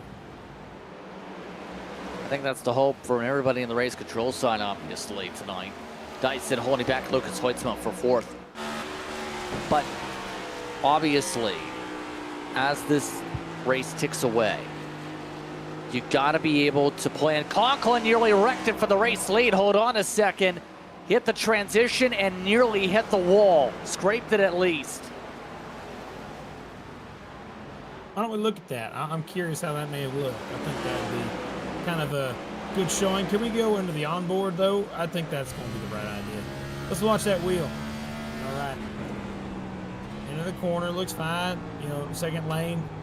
Slight arc up. Oh, no. Big turn down. That's unique. On the apron and bump. Good save. Good save, Conklin. Looked a bit more vicious on the outside because he scraped the wall and put some scuff marks on the front bumper as a result of that. Now, you were mentioning Benefield. He is making the move up to 2nd. Told you that 83. I told you that 83. He's good at saving his stuff. Early in the race, he was not necessarily, moving forward. He got passed by 2 guys back in 10th place. But over the course of the run, now he's moved up to P2, trying to run down Conklin. He's going to need a little bit of help to make that happen. 2 seconds is a lot to overcome, but he's definitely giving it a try. Daiso trying to run inside. Up to 3rd. I think a lot of his tires are going off here. He fell down to the 31.3s last time. His pace is off by 0.3 over the past 5 laps. I got told earlier last week from a driver talking about Galata, saying that he's one of those guys that the moment the green flag comes out, he is 100%. He pushes his car to the absolute limit, and he keeps it there. He's not somebody who tries to save his stuff very often. He runs hard all the time, and that is something that I can respect. And but the truth of the matter is that on the long run, that's where it really punishes you. You can see he's gotten passed by top 3, top 4, maybe even top 5 by the end of the next couple laps. Komacheski came down pit road, only 44 laps on their stint, by the way, in the 88 camp. They'll keep measuring themselves around the racetrack for the time being as things shuffle. Right now, Galata is going to try and steady things out for the time being is the big focus. So, that being said, for reference, Basin is outrunning the leaders by a second a lap right now in clean air. That's how big the fresh Goodyear Eagles are. He's outrunning some as much as 2 seconds up in front of the leader in Conklin and trying to make sure to close up as much as possible. All while Galata gets the top ripped away for a moment. And that 99 just falling back. Oh, he's leaning on the car, though. He hit him in the door. It bounced off of him a little bit. They'll all get themselves on by yet again. There they go. Pit stop underway for Stephen Williams and Devin Medeiros. They will both come down for scheduled service. They'll come down and take some Goodyear Eagles and some fuel. Take themselves about some stuff in mind. Basin in that 06, he just got by the leader. That was a few laps ago, yes. Oh, I see. Yes, that was a while ago. But I was going to say to some of the others here on the long run, Benefield is going to be someone to keep an eye on. You mentioned earlier here for this race. Guess what? He's living up to that long run on short track reputation. He is a 10th quicker than your leader right now. One of the better ones at saving tires. That's the truth of the matter for Adam Benefield. I bring it up every week. Him and his teammate Dyson are pretty dang good at it. So I'd say there's an early long run and a long run. And I think Dyson gets Benefiel on the long run, but Benefiel in where he's at right now is most certainly just going to be trying to close it in. I think he's going to have some trouble with that, though, because the moment the Conklin sees him closing in, he might step up the game a little bit. We'll find out, but you can see there a little bit of a loss there, almost a 10th back. That time lost a little bit of its ground compared to the 17. May have seen the times pick up and said, okay, I got to respond back.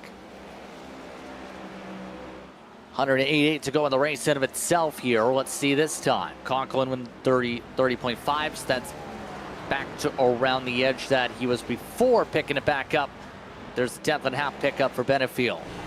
If Benefiel kept doing that, he'd be back up to the race lead in 16 laps, which unfortunately I think would be by the time Conklin would pit.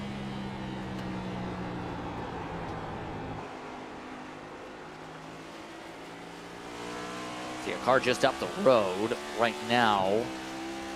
Not just Conklin, but I'm talking about they're about to actually reach lap traffic for the first time today. Scheduled lap traffic, if you will. Some of them pit for fresh tires, but some of them did not. Hodgson's on old tires. Dave Hoytsman's on old tires. Alan Duggar, Kevin Zosiak, and the Ladybug. Komacheski is also making passes after his pit stop. Keep in mind, Komacheski is second out of those who have pit. The difference is 23 seconds to where Bason's running. Long way, that's for sure. When you're looking at this racetrack, lap times that you see on average lap for most of these guys would be somewhere in like the 30s and 31, 32 in that range.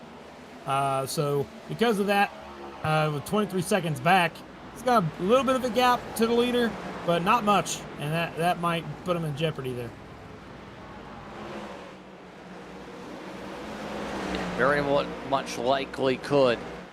William Owens, after a spin earlier, looking to try and make the move for 14th in the 30. Here in Galata, yes, he is down pit road, in fact.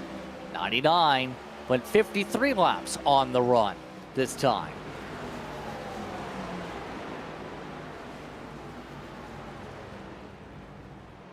And obviously, a lot of these drivers not taking the risk of going all the way in case it does go green because, yeah, stage one trended caution every 10 laps. But here's the tough part. You can either have 2 philosophy points, Kirk, or 3. You can make the normal strategy. Expect the race to go on its normal cycle. Take your pit stop as normal. Cycle as normal. 2, hope to stay out and pick up a caution flag to help your circumstance. Or 3, stay out because you have a feeling a caution is going to come out based on the trends in the series. Funnily enough, won an NIS fixed race that featured multiple current Coke drivers because of the matter of .3, because the trends always had a caution before the fuel tank ran out at the time back in the late 2010s. It's been similar to that in the trends tonight, Kirk. It's been kind of odd because like the first stage was just wreck, caution the entire dang time. But the moment we got to stage 2, guess what? We've been clean and green.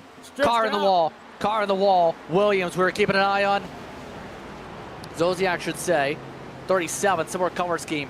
So either way, that nearly brought us under caution. He jumped in the air. He hit the wall so hard.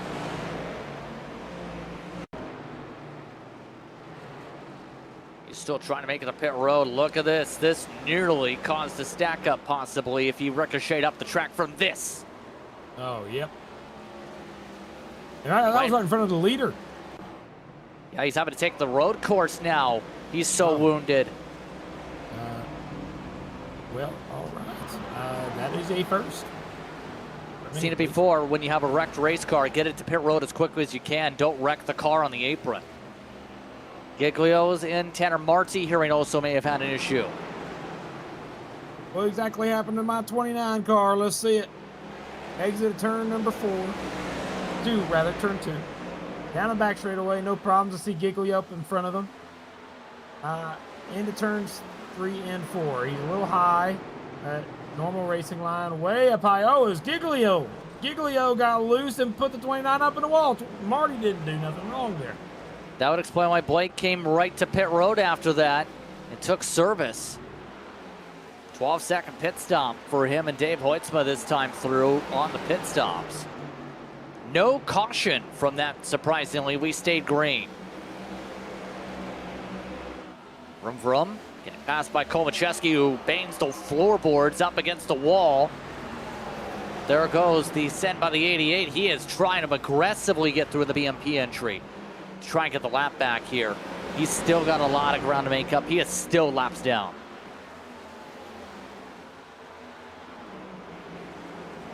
Oh, Conklin nearly wrecked it again. He's been doing that lap after lap. He's trying to get more and more time, but Benefield's been closing in every single lap, and he's now under half a second to the 17 car, and the 83 is just able to run a line the 17 can't. Benefield is closing. Conklin just said pitting. Remember, we talked about by the time Benefield got there, it'd be a pit stop coming up. That's the case. Does Benefield try and cut down with him? No. Benefield takes the race lead. Dyson up to P2, Hoytsman top 3 now. Now, where does Conklin come out in relation to his teammate Dylan Basin in the 06? Once that happens, we should be able to see. You can tell, yeah, 06 is going to be so far ahead. Yeah. Conklin's not even in the box yet right now from the service. William Owens is down, Graves is in. Benefield's going to come in this time by. He just went below the commitment box. So the 83 takes it down. Dyson stays out. You have a couple others like Paul Hill and Matthew David Wood who also crawled their way to pit road this time. Not too many speeding penalties here today. New Hampshire, not a bad track to avoid the speeding penalties. After all, the speed limit here down the pit lane is 45.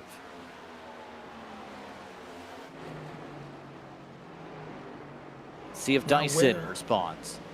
Yes, he is. Where does the 83 come out in relation to the 17? 83, oh yeah, he's getting past big time. Look at the gap. That gap is huge. Only from a one-lap undercut, from a lap and a half or so, on pace. He added a second back to the cushion. Benefield, oh no, that's a black flag on the box. I think he kind of crossed the blue line too early. Oh no. Can't confirm. Goodness. He went up on the track 3 seconds too early, Kirk. Oh my God. That's just so unfortunate for the 83. He had so much speed. One mistake sends him to the back. He's going to need a lot of help to come back from that, but luckily it's still early in the run, almost halfway. He can definitely come back from that, but he's going to need some help. Ralph Hutchinson already in. Lucas Hoytsman coming in this time by. Komacheski finally gets a lap back. Nicholas Roman also going to have an opportunity to zip by after their pit stop sequence before. Robert Miller has the chance to take the race lead as a result here, though, with O'Brien Jr. also coming in. So Miller back to the point. 65 laps into the run. He can go a fair ways bit further here if he wants to. But right now, here's the big thing. Basin is right behind him already. I think it only benefits him here to stay out as long as he can, but honestly, it's not a good position to be in because, you know, look at how much time he loses. Pit stop. He's got to come down pit road. He's got to come down. Yep, he called pit stop with Basin ready to attack him underneath the inside line. Try and get around him as quick as possible. Dylan Basin with a pit stop, but a 27 lap older tire set than most is up in front. Now Joseph Galata, that is on fresher tires. He's got 13 lap old Goodyear Eagles in second. Bobby Anderson yet to pit. Sean Conklin is up in the top 3 now, passing Anderson.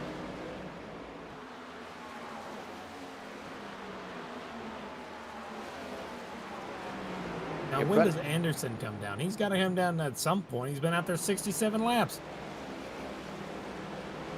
I mean, we talked about he can go about 75, 80-ish laps normally in New Hampshire. I think he's going to try and do that just in case somebody takes a spin because we have so many different strategies on this track. Drivers as much as 23 lap old tires here. on the circuit, as much as 30 in fact. There's obviously the part of the factor where you're hoping for the yellow flag and then you end up with fresher tires than everybody else and still on the lead lap. Because right now, the Lucky Dog battle is already, interesting enough, in 14th position. Robert Miller trying to lap himself, Tyler Hunter right behind. I think that under-over is not going the way that we thought. I'll tell you that.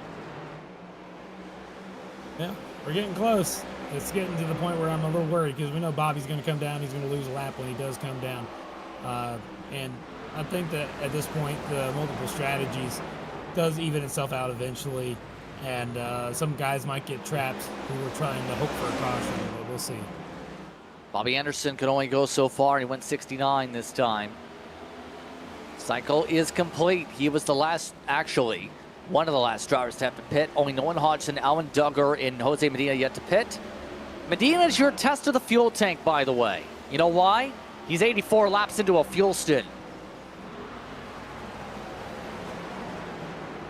He's also 2 seconds off the pace. I mean, he's slower. That's the thing. It's compared to what he. But then again, that's. I don't think tires have much to do with that right now. No, I think he's just hoping for caution. He's 8 laps down. 8 laps down. Eight now. Dang. All right. That in mind, see some of the errors of Lucas Hoitzma. Communications over the radio. Nicholas Vroman. I think there was comments over the radio after a near close call there with Dave Hoitzma, actually, on the lunge because the 95 went underneath the 79. Oh, no, that's our guy. We like that guy. Here's Basin. He's your leader, remember. He's got 7 seconds.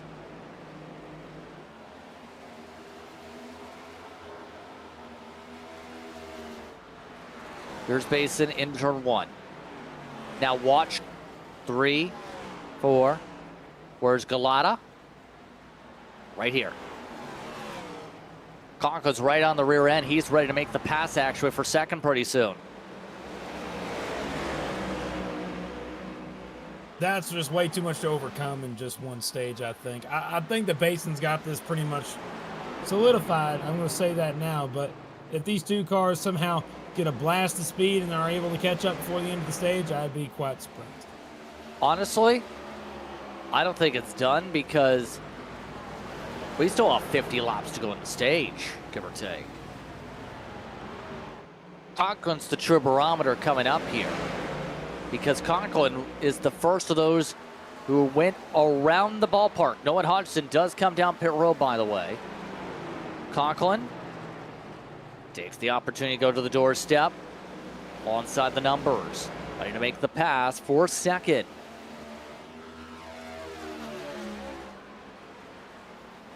There he goes. Able to make the jump. It's Conklin to P number 2. And the reason I think there's an opportunity is when you're 5/6 tenths up right now, I know there's going to be some bleed off on that time over the course of the run here, Kirk. But it's pretty clear that Conklin has an opportunity here to close. He's already closed 2 tenths from the pass.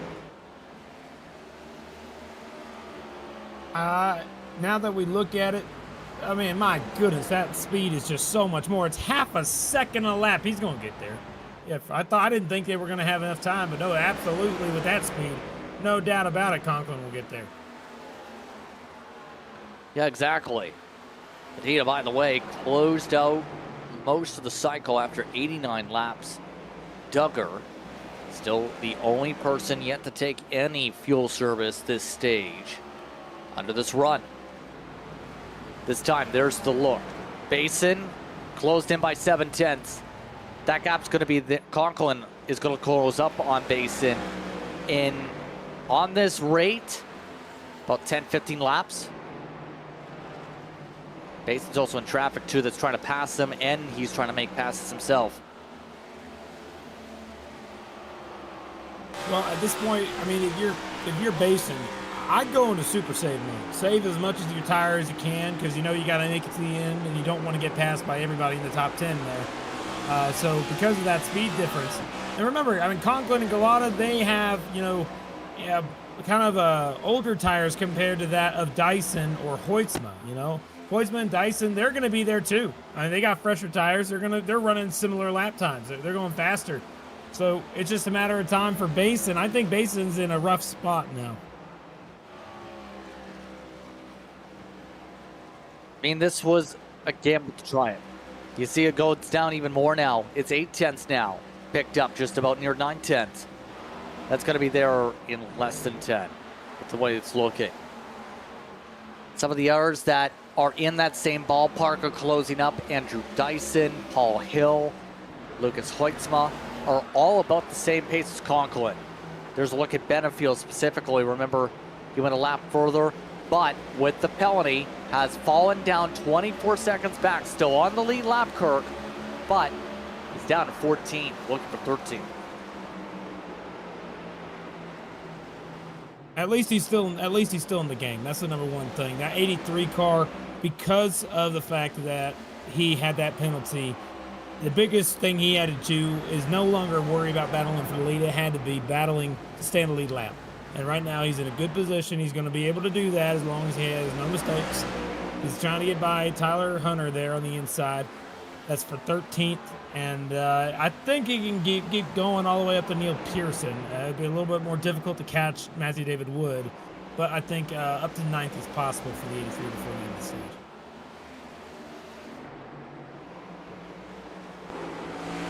Look who's coming. Basin in heavy traffic.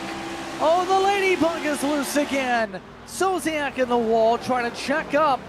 Duggar gets passed by. Conklin passes by the Ladybug. The gap is under a second and a half coming out of the corner this time.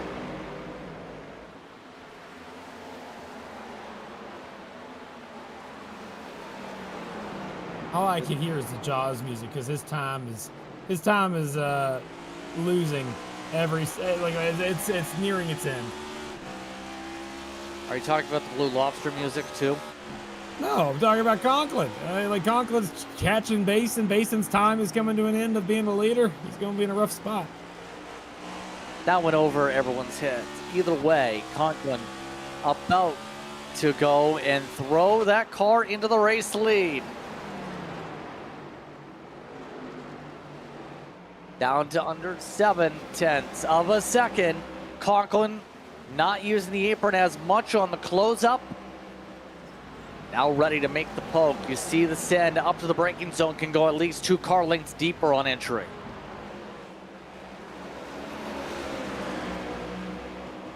Less than half a second now. That won't last for long. Once he gets there, it should be quick work. And also look at Dyson. Dyson has pretty fresh tires. He's going to catch this, I think, eventually. I'd be interested to see the speed difference between Conklin and Dyson as he got a little bit of a wiggle there in the 17. Oh, there's a block there for a moment. Basin getting crossed up by Conklin. Conklin nearly got cut off. Nearly contact with the 06. That was close from friendly fire. Basin sends it back and ends up having to lift back. New leader, Sean Conklin back up front again. That got really close, really quickly, Kirk, to disaster. It only took a couple inches, and that could have been a lot worse, but it ended up being okay. Both cars keeping it going 1-2 right now. And now we're going back further. Paul Hill in the 26 car has caught the back bumper of Dyson. Battle for the 5th place spot. Sorry, 4th place spot, rather. Trying to make that work. And whenever Hill's getting there, remember last week Hill had a great run. He had a great race. It was fun to watch that 26 of Paul Hill. But the biggest concern, I think, is that he has like really good speed in the last couple of weeks. I want him to keep doing that. I think there's a good shot if he's able to keep it up. He might be in winning contention one of these days. I think it's going to happen eventually. He's there for sure. He's got the speed. He just got to get the luck on his side too.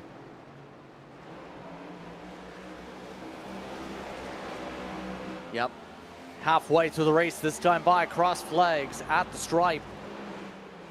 Take a look at some of those that are looking to survive the trouble here. includes Casey Graves. Graves involved in some contact here over the course of the day, and obviously one of those that is in the mix for the chase. 27 points back coming into today. Lost 2 spots after the last race here, Kirk, and now today it's been a bit of a roller coaster, to say the very least. There's already a meme in the Discord just about how well all those paint schemes have been doing. It's a bunch of wrecked race cars posted by Sean O'Brien. The CC O'Brien's in shambles at New Hampshire. A lot of problems, it looks like, but that's pretty dang good meme. Good catch on that, by the way. Discord's pretty much running with it. I'm very surprised by how good it looks, too. I mean, it's getting better every day, it seems like.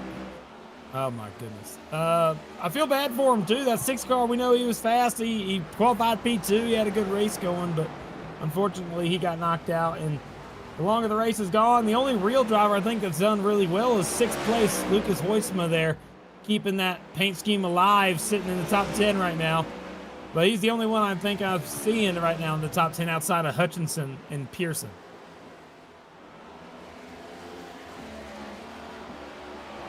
You're seeing that right now.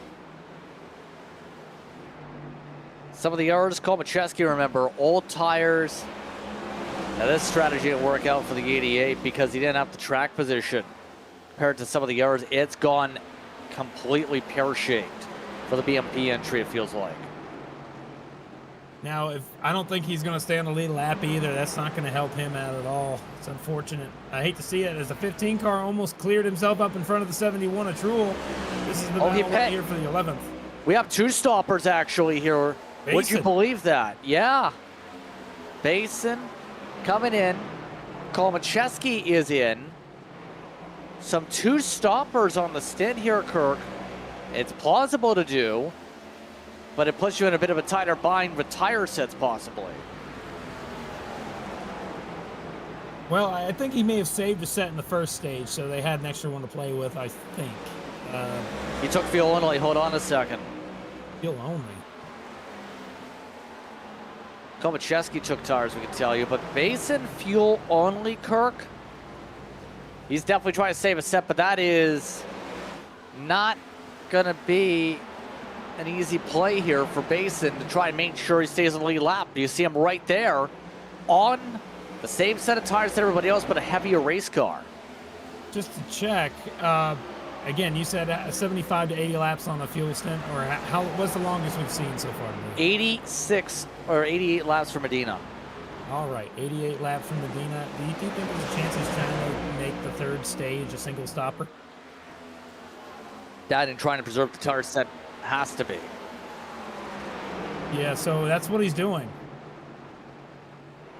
You can do it from the stage too, obviously, Kirk, but I think the thought is, in case it becomes a caution fiesta, have Goodyear Eagles to play with. The downside of the call is, kind of needs to stay on the lead lap for it, and Conklin's right in front of him, or right behind him, should say. Yeah, Conklin has about 4 seconds to the car behind him. He's almost in the wall there. He hit the the 30 car of William Owens. I don't know what that 06 is going to do. That is a strange strategy. I don't know why coming down was the right idea there. 3 wide. 3 wide. This to put Basin and Owens down a lap. The 06 needs to figure out a way to be the lucky dog here with the call, and there goes Conklin. Able to get by them, looking to lap for 15th. Does. Graves also fell a lap down. Basin out of back of his corners with the older Goodyear Eagles. Remember, some of the tire differences as high as 23 to 28 laps. Some of those on the track, and it's coming into play here. There goes Owens. Now it's in the lucky dog spot. Next in line to potentially get lapped is Giglio. That battle for second, though, see it on screen. Dyson is right there. Paul Hill also having a very good night tonight. Yeah, like I said, Paul Hill is one of those drivers all year that's been kind of quiet up until about last week, and then he started running top 5s. Now he's running in the top 4. And I think that 26 car might have a run for this if he's able to continue at all the other tracks. But right now it's just not really working out in his favor. to get into the top 3 spot. He's got to catch the 41 and the 99. Difficult to do. And or you can just wait out the 99. He'll probably get there. Yep, and it's going to be critical. It's done pretty solidly. Remember, we're already in what is one of the longer stages of the season on lap count. They're running 30 seconds a lap, but more than 100 laps the distance for the stage. Again, it's going to be the same case in stage number 3, where you still have to go about 116 laps on the distance tonight. All that's to say, Daiso is ready to go for the pass. Andrew Dyson looking outside. Paul Hill inside. No. Oh, and Dyson hit the wall with a dirty air.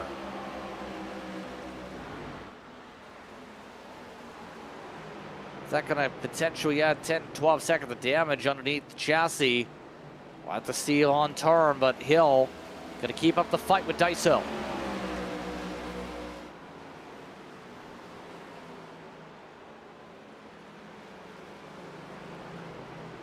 That's one of the closer battles on the racetrack at the moment. Trull and Benefield is the air battle. William Owens and Casey Graves, rather.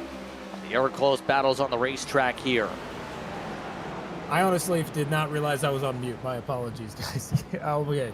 I can tell you right now, Paul Hill is one of those guys that just really impresses me week in and week out. Very surprised the last couple weeks, really, with his performance. Top 5s. He's been in a position that's just I'm not used to. Seeing the 26 top 5s going for P2, even top 3. That's awesome. Love seeing it for that 2016.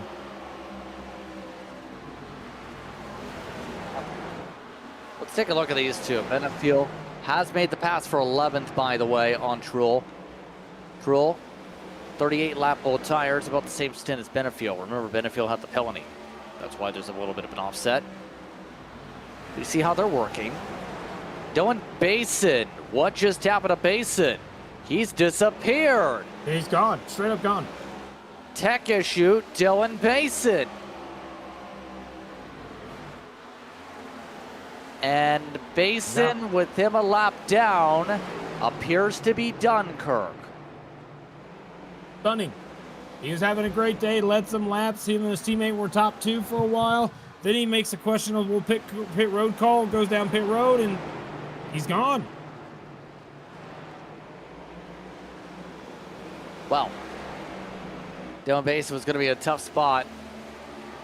And now, to the bright side, you're the team boss. You're saying, okay, you want to finish the race early? You're testing for next week starting right now.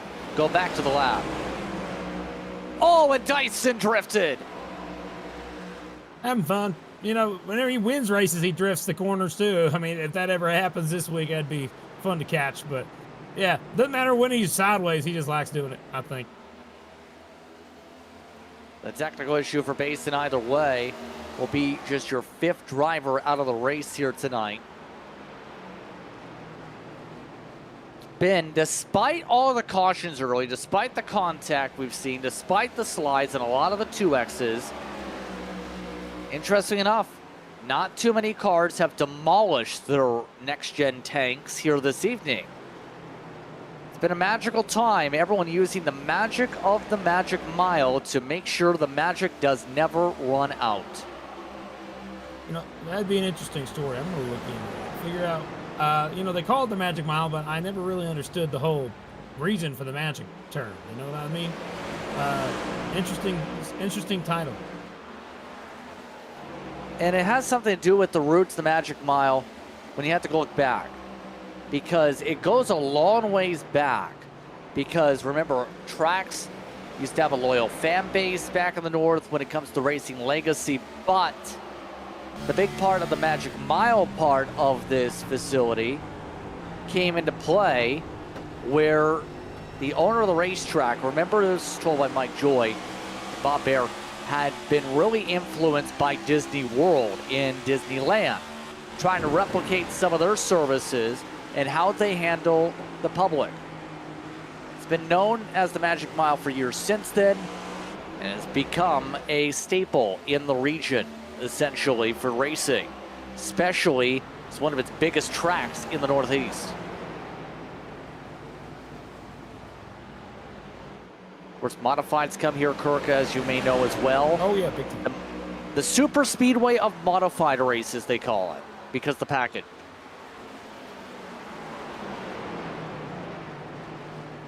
Inches off. Look at that Paul Hill car get up to the outside. He's able to get there, and now he's going to be side by side for P3. First time he's able to get to the outside of the 41. I think that might do it for him. Yeah. Here we go. The pass is on from Hill. It is complete. Hill now up to the top 3 with that pass as we're under 15 laps to go on the stage. Medeiros on pit road. He was running 21st, 1 lap down. He's now back down. I think that what we're seeing now is narrowing it down. Tyler Hunter's the last car in the lead lap right now, running P13, 25 seconds back. Now, whether or not he catches him is, I don't think it's going to happen in this particular run. It's too close. But look at the battle for second right here. He goes to the inside, and Galata just lets him go. Teammate. Yeah, no issue to run him past, especially with him on fresher rubber. Galata's been doing a better job in this part of the run to at least preserve the Goodyear Eagles. There was a little bit of smoke on the front straightaway, I believe. No one major slides, though, that bring us into an issue. That in mind, these battles continue 7 seconds back. Of note, you see how Daiso trying to get himself up a position 2. He looks for 3rd, parks the bus. Crossover attempt to at least battle back, but Dyson has the preferred groove if he doesn't spin it. Got to keep it going straight. That's the goal here. I think the 99 is starting to have the tire issues we see in the long run happening now, but the 99's got to keep the outside line protected. He doesn't that time. A little bit of door contact, and now Dyson takes over P3, and Hoytsma has caught them all, trying to get for P4 and P3. That's the 10 to go on the stage. Look at this. Lucas Hoytsma has charged up into the mix. He's looking to go for a Zen in the Black Flag entry, the 2025 Series champion. Looking to jump up to 3rd. Yes, he is running a solid clip faster than the others. He's just made moves on here. Paul Hill is still faster, but the 97 looking for 3rd place points in stage number 2. Hoytsman's very likable for sure, and he's also a really dang talented race car driver. P3's great day for him. He'd love to get that win, though. He wants it so desperately bad. Lost it in a photo finish at Michigan, and he'd love to get a chance to try and make up for it today. But he's got a ways to go to get there, and I don't think we're going to get there before the end of the 3rd stage. I think right now all you can say to this is Conklin's got a massive advantage. 104 laps led, by the way, for Sean Conklin.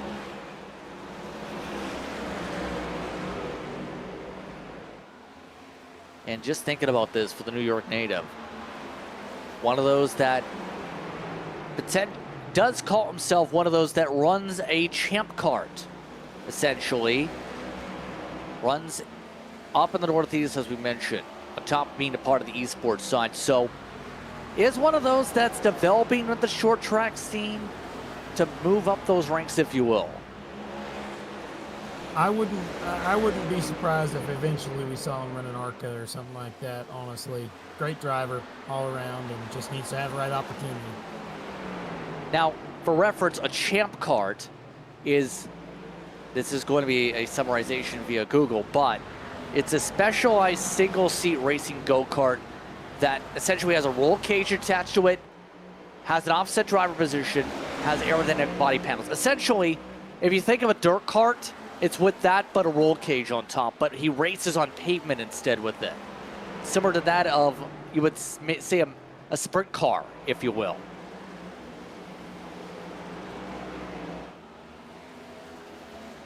so much talent, though, it takes to be able to maneuver any type of race car. He's just able to be up front in anything you put him in. And again, the big surprise for me this week, again, has to be that he's just so far out.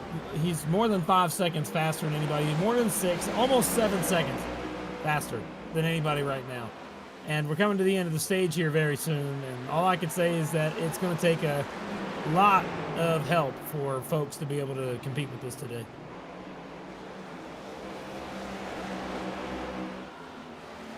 Yep, right now, 4 to go.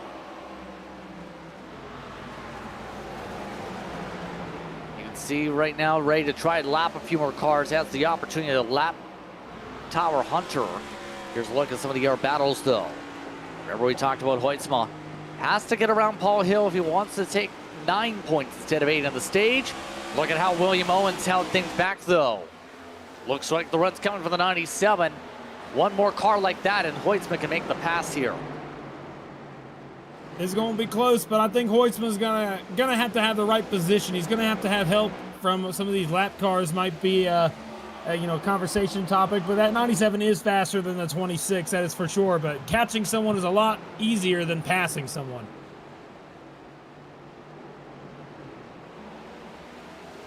Yeah, exactly. Coming to 2 to go, mind you. On the bumper, Hoytsma backing up the entry a bit. He's going to try and go for the cut to the inside. Looks like he's going to try it. Wind up the run off the exit. Here comes the KCP car. Lucas Hoytsma looking for P2 to dive to the inside. Hoytsma gets in front, parks it in front of Hill. Hill looking back to the inside, but he's going to need a lot of help. I don't think it's possible. So now, also, the leader Conklin has caught the back bumper of Tyler Hunter, who is running in P13, almost about to lap him. He's got 1 lap to go, though. Final time around in the stage. What's been a lengthy stage number 2 today. Right now, Sean Conklin looking very comfortable. Does he try and lap Tyler Hunter? Doesn't look like he's going to force it. That'll leave Hunter as the last to lead lap. Giglio as the lucky dog, with Sean Conklin taking a green-white checker flag, this time under pace. Nearly wrecked the car again, but got the stage. Last driver in the top 10 is Robert Miller, looking comfortable there. Lucas Hoytsma second, Paul Hill third, Andrew Dyson fourth, Galata fifth, Roman in sixth, Wood in seventh, Neil Pearson quietly in eighth, Ralph Hutchinson got to ninth, and there is the 15 to close out the top 10 with the caution now out in stage number 2. Thoughts on stage 2? Straight up, green flag, and strategy compared to the first one, which was just a whole bunch of wrecks in the first stage. So Lord knows what we could have in the third one. They're all going to bunch them back up, and we'll see what happens. And on the bright side, apparently the drivers are about to find out Dylan Pettis, who is one of the drivers for somebody, don't think it's anybody in the series, is going to have a Domino's party. So just show up to your random Domino's and you'll find a party. Please don't do that. They may wonder what's going on. That being said, pit stop time for the entire field here coming up. This will bring us to, by the time we get rolling, 110 to go. Might be some more strategy. They are not going to come down this time by. They are going to go next time by to make sure everyone gets a proper chance to pit.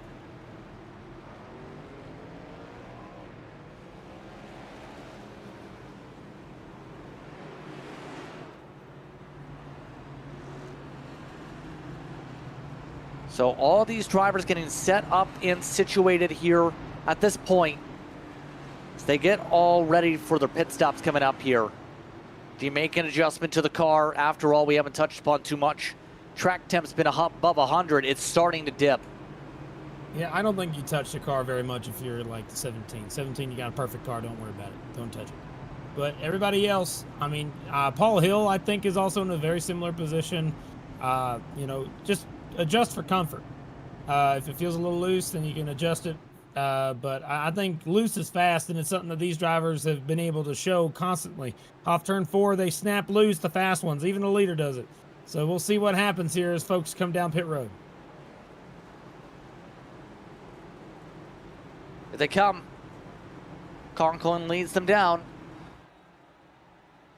Giglio was mentioned in the Lucky Dog spot at the time of the caution period. Has already taken himself to pit road to get a chance to actually take the service. Shouldn't see anybody stay on the old Goodyear Eagles here because they are going to be toasty, potentially popping after this if you stay out. Yeah, you're going to need 4 tires of gas for sure. Yeah. Conklin off and away. Lucas Hoitzma, Andrew Dyson, Paul Hill, Matthew David Wood, Nicholas Froman, Joseph Galata. Hutchinson and Pearson were side by side. Bobby Anderson and Hunter Trull, part of the top 10 here tonight. You have to race off pit road. So there's a lot to think about, obviously, when it comes to this part of the stage. Conklin already just running the inside. I think he's already thinking about potential mileage here a bit if he's running this low. I think that's something to keep in mind. He's definitely trying to keep his tires warmed up. He's shaking the marbles off right now. And with 112 laps to go, we're going to get the green probably around 110 laps to go, maybe 111. But the one thing I just want to watch and make sure of is if you're anybody else, you cannot pull the same strategy Conklin does. You got to pull something else, something new. But what we saw is from Benefiel to Conklin is that they were nose to tail. And when Conklin hit pit road, immediately Benefiel stayed out 1 extra lap. And that 1 extra lap ended up costing him a lot of time. And on top of that, he had a penalty there. So I think that the big news is that if you're planning on coming down pit road and you see the 17 pit at any time, you pit that same lap or it's not going to be good.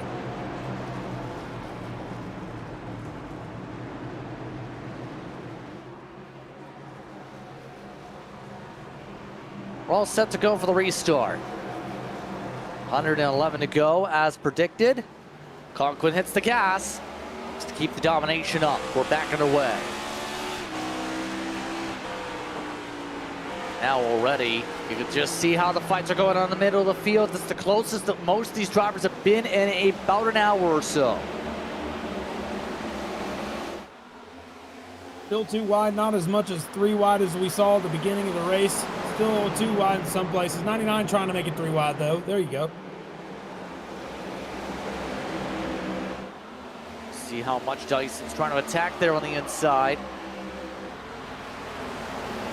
Most of the front of the field getting single file at least. Tanner Marti had tech issues at one point trying to rejoin.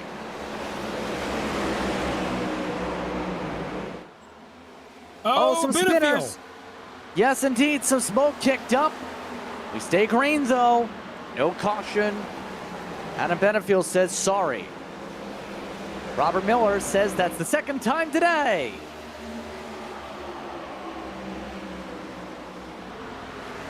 The 99 almost just cut off the front bumper of the 62 of Neil Pearson. Neil's not going to be happy about that. That did not look pretty. Oh, wow. He's trying to show the nose still. 99 is going to go up and clear him. 62 might turn down the hill and try and carry the speed. I'm not sure, but 62 must not be happy with that 99 after what just happened.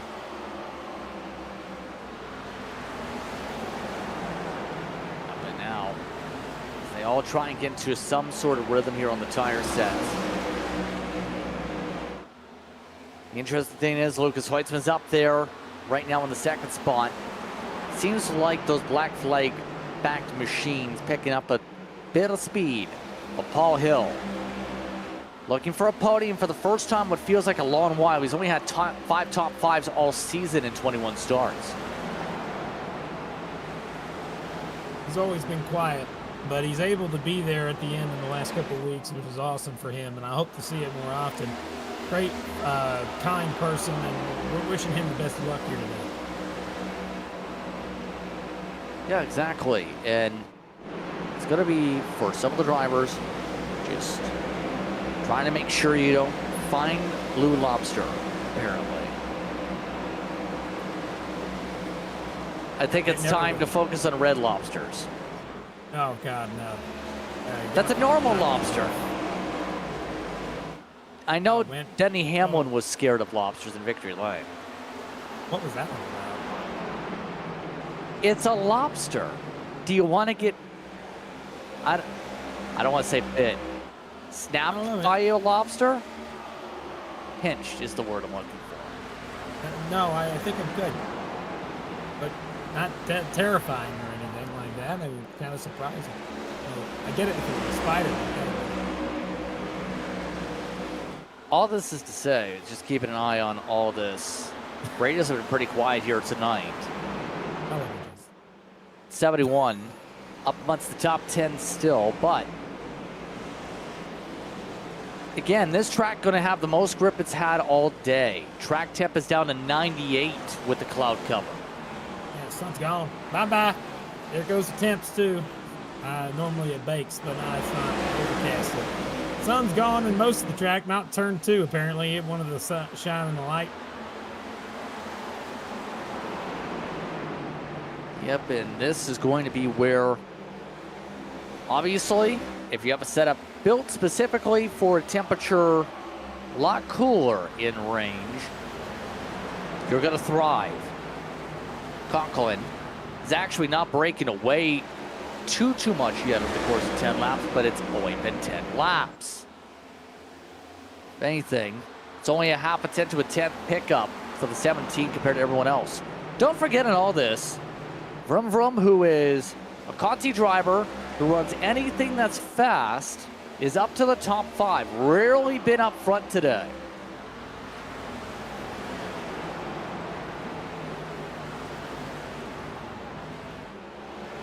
Now, keep in mind, Nicholas does have the locks symbol. There are 11 drivers coming in today, Kirk, that are locks for the chase. Well, rather, the chase. Almost said the wrong thought in the head again. But was about to say, Conklin, Basin, Delaney, Lucas Hoytsma, Vroom Vroom, Hill, Benefield, Dyson, Hutchinson, Hodgson, and Wood already comfortable. They are all above 200 points at the cut line we talked about coming into tonight. All those drivers just about trying to add extra points to see where you get seated. But it's so critical for someone especially like Truel to do well, Robert Miller, who was on the cut line before last week, some of the others. Casey Graves may see his chase hopes gone. He's now back down pit road. Hate to see it for the 01, definitely for sure. He's going to need a lot of help, and I don't think it's going to work out for him right now on pit road. Looking at that cut line like you're talking about, it's kind of going to be a difficult road to come back from. Bobby Anderson, Robert Miller, these guys, we know that Robert Miller has speed, Hunter Truel has speed. We had something happen on the racetrack, though. What happened here? Bobby Anderson specifically has seen a couple cars move on back. Bobby Anderson now a lap down currently. And let's see what happened. Stephen Williams also had to pit, and that's what happened. Nice save. Well, what I was saying a moment ago was that Robert Miller, Joseph Galata, these guys have won races, but they're still like 64 to the good for Galata before the race started, and Miller was 29 to the good. These guys are going to need to have the higher, they need to get as many points as they can to get the higher, slots, the higher seed. So that way they can go into this chase with a little bit of help. They're going to need all the points they can get, and every spot is a detriment. 16th is just so difficult to try and win. I think it's more of a long shot. You're going to need to have, like you said, a Tony Stewart year to be able to make it happen. Absolutely. We talked about that earlier. It's going to be so critical. And remember, the pressure's going to be on when we go to next time out. I know it's a bit early to talk about Daytona, but it is a week from now. And Daytona's the all-time wild jumbler. There's a reason that was one of the cutoff races to make it to the playoff format at the time last year.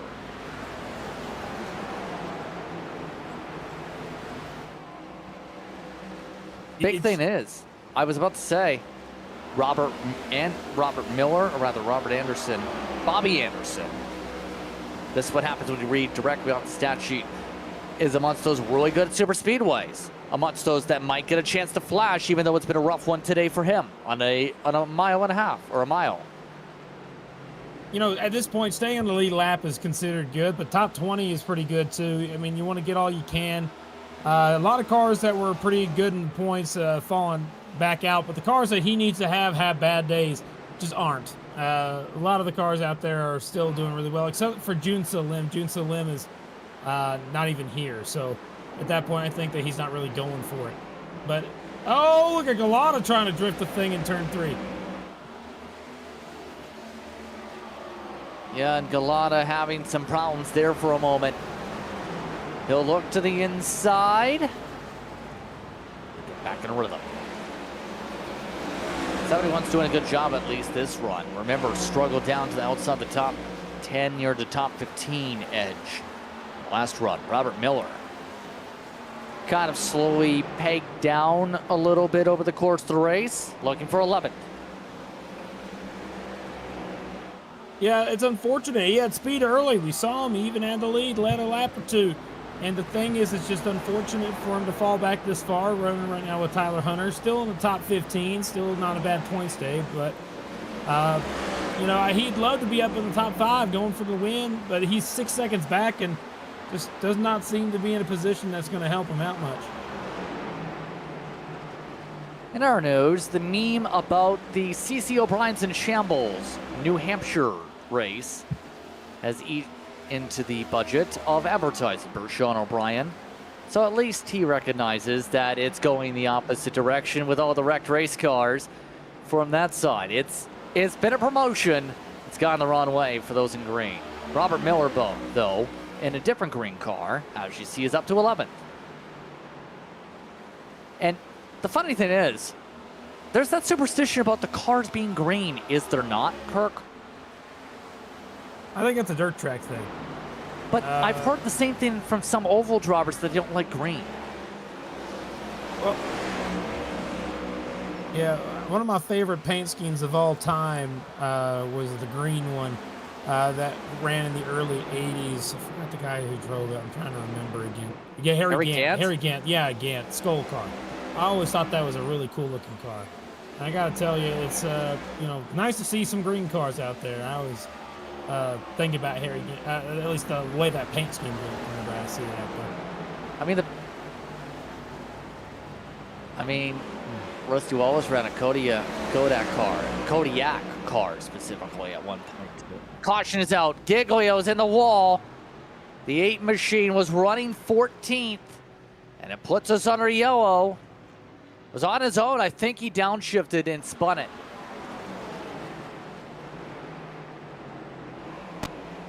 We're going to watch it here to find out for sure. Giglio has kind of been mid-top 10 speed most of the day.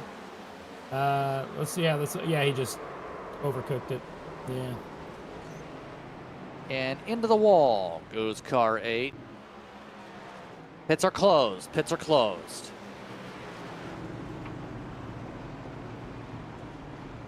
As they'll go an extra lap. Oh, wait, hold on a minute. Did you say 88 laps on a fuel tank? That was the longest, the 24, or rather the 40 in this series. I've always has gone. Andrew Dyson pit with a closed pit road. What? Whoa. Uh-oh. Somebody missed the big bull text saying pits closed.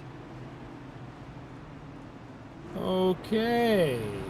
That is not something he likes to see. He had a good race going all day today. It seems like the 83 had a pit road mistake. The 41 had a pit road mistake today. The 06 also pit road mistakes. I think that at this point it's just don't make any mistake on pit road and you might have a good shot. A little bit.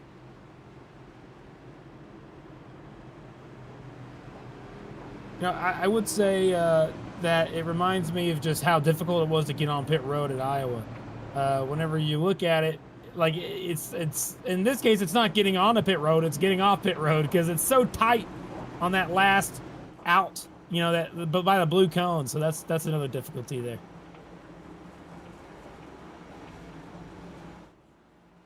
And so everybody pits, and now get ready to see if tires matter more or fuel matters. I think we already seen the answer with the tires earlier today. We do have, for a lot of these drivers, a set or two remaining. Conklin off the jacks, Conklin's away, and no major changes again up in the order. Ralph Hutchinson, though, had a good pit stop, to say the least. He's up to 5th. Now, here's the thing, though. I mean, these guys, that I don't see very many of them that stayed the full 12 seconds filling up the tank, right? You know, 10 seconds is the general consensus I'm seeing out of the majority of the field here. A couple cars took 11. There is the big note. They only ran, what? Oh, yeah, good point. Yeah, 25 laps? Yeah, that makes more sense. Okay. About to say, if we had an empty tank, that'd be a nightmare. But no, it looks like we're good. Everybody will... I think they can make it on gas based on what we've seen, but now it's just becoming a tire strategy. Williams took a wave around. It's going to be tight. Air caution may help.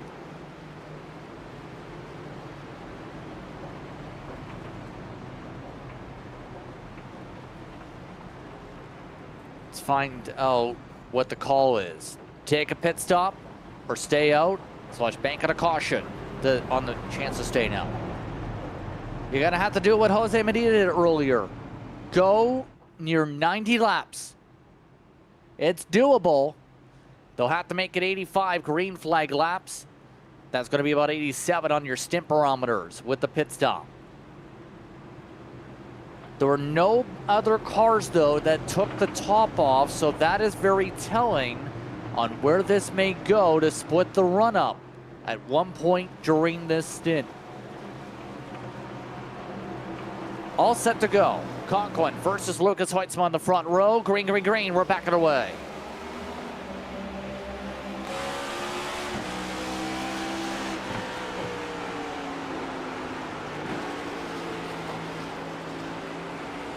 And look at this. Some close battling for third. Side by side, you can see Paul Hill on the bottom losing a spot to Vroman. And now he's going to be in the middle, 3 wide. Here comes Hutchinson on the bottom. Galata wrapping the top. 3 wide. Oh no! Paul Hill nearly got squeezed. Bill didn't seem too happy about being squeezed like a pea pod there. Able to steady himself back out.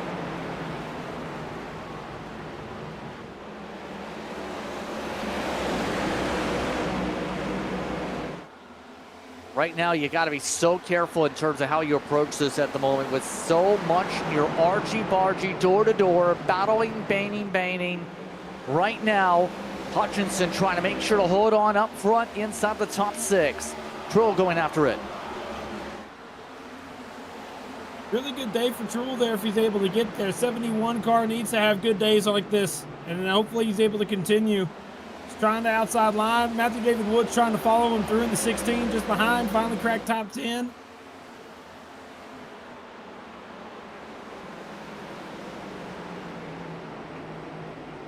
Yep, and now you see contact. Hutchinson, your return. The 19 able to keep it stable. 71, one of that outside bad. Yeah, not quite clear yet, but he found out. He gave a little contact. Still not clear right now. He can't slide up yet. So still going to be side by side for that position, just behind Paul Hill. 71's trying to make the outside line work. But the early run does allow the bottom lane to really kick in a little bit, but the outside is still pretty nice to run. 71's going to clear him and hang on to the spot that is for 6th place.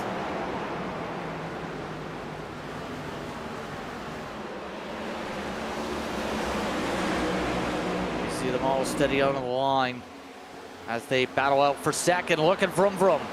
How about a 3 wide again? Galata going after it. Oh, he's going to go for the middle here. I think 99's looking. He had a good run here. You might have to give him a shot. Push the Vroman car up. P2 now for Vroman. Galata trying the very top. Bottom lane again. Galata and Hoytsma there. Looks like they single file back out again.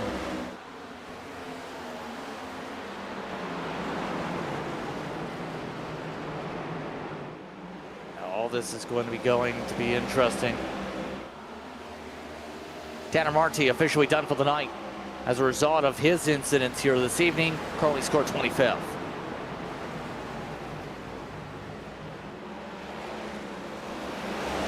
Right now, we are in the window, as we said, but right now, Conklin seems to be the only one really powering away. There's a bit more of a patience game, if you will, from everyone else. They're pushing back the tempo by a couple tenths compared to Conklin, who seems to be intent on pitting. If that's the case, then at that point, it's kind of just go all out and hope for the best. And once you need to pit, you need to pit. I think that 99 Galata's has experience with that. He's going to try and just run as fast as he can until he starts losing spots, and then at that point, I'd head into the pit road. But, you know, look at where he's running all the way up against the outside wall. What line is that? Goodness gracious. You can see, just searching around, see where the track's cold compared to hot. It can work up there. Surprised not too many people have done that. I mean, experimentation is going to be important. I mean, nobody's been able to keep within a second of Conklin all day. So the 99 trying something different, I totally approve of that. Yeah, I want to see more of that. Really speaking here, though, obviously, see where the thought process is going to be for some of the drivers. See Galata not willing to go too much the bumper, but obviously, here's the tough thing. You got to make sure you don't ram into the car in front of you while trying to make the braking zone right. We've seen that in Richmond before in a couple races. Like you said, I think you said earlier in the broadcast too, wrecking folks under braking is very possible here. You got to be very careful. So 99 up by the wall, 26 getting battled right here by a good friend right there, I think, Hoytsma, trying to go down to the inside, not quite enough. And the longer this goes, we got 75, 74 laps to go. What you're going to notice is, I think that the strategy game is more like, when are you going to pit? You can pit at any time and you'll make it right now. But it's switched from, I'm saving and I'm going to try and make it on gas, to, well, I guess I'll just pit and hope for the best and see how it looks.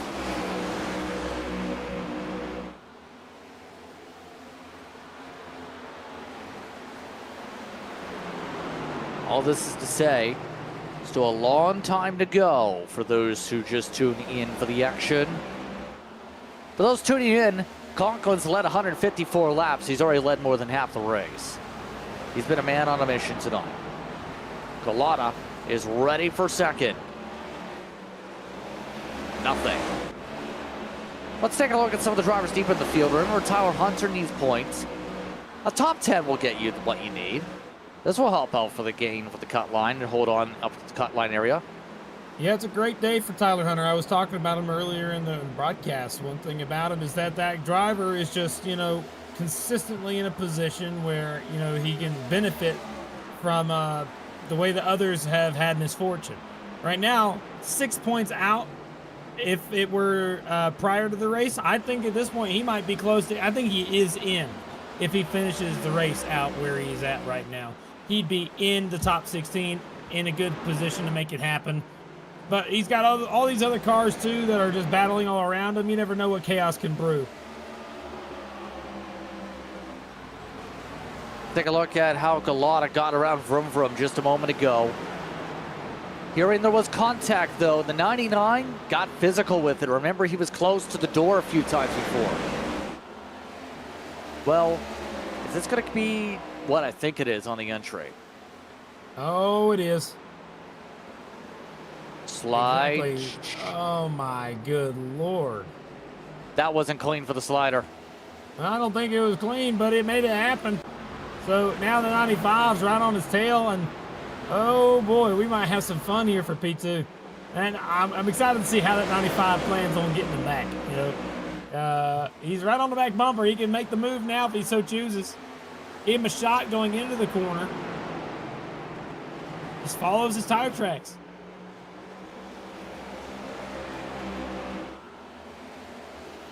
Yep, and so as they battle with under 70 to go, give credit to Benefield, who's trying to recover back on the spots again. He's now alongside Hunter.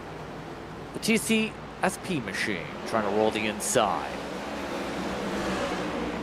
69 laps to go. He's trying to get back into the top 10. Nice. Going to the inside of Tyler Hunter. Like I said, that one penalty really put him back, and it's been hard to gain back any of that time. Back up to P2, though. I can tell you that 95 sitting on the back bumper of the 99 is just, there's any moment he's going to be there. 26 is there, too. They're all nose to tail. This is, again, for second, third, and fourth.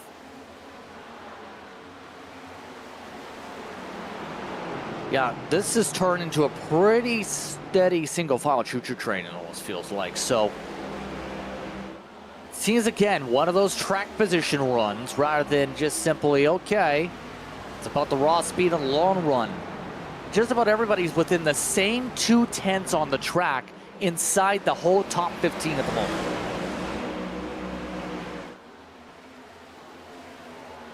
That's just, I think, a little bit too much parity, if I may say so. Yeah.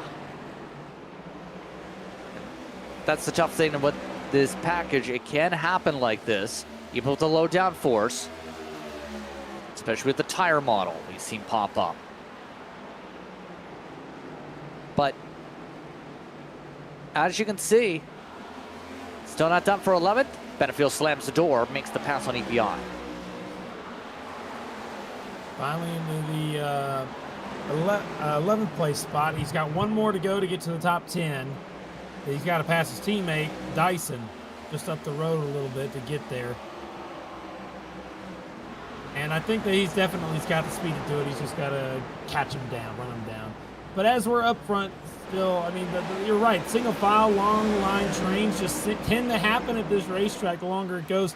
People hit the wall. Some tires start getting overcooked. I think that we're seeing that right here with the 19 of Hutchinson. Might be overcooking one of the tires. So you can see Matthew David Wood trying to make that shot to the inside. Yep. All this is to say,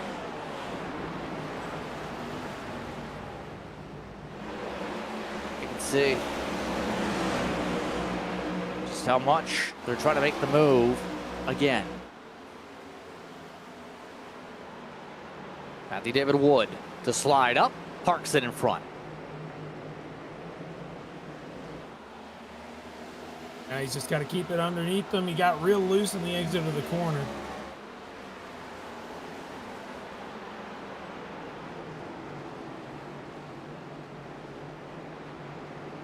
Yeah, just not able to make that work. Hutchinson having to go back in line.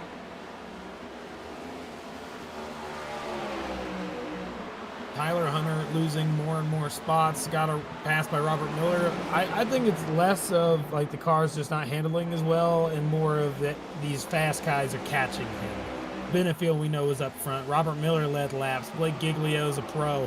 These guys are catching him. And we got to remember, Tyler Hunter is not necessarily a pro driver.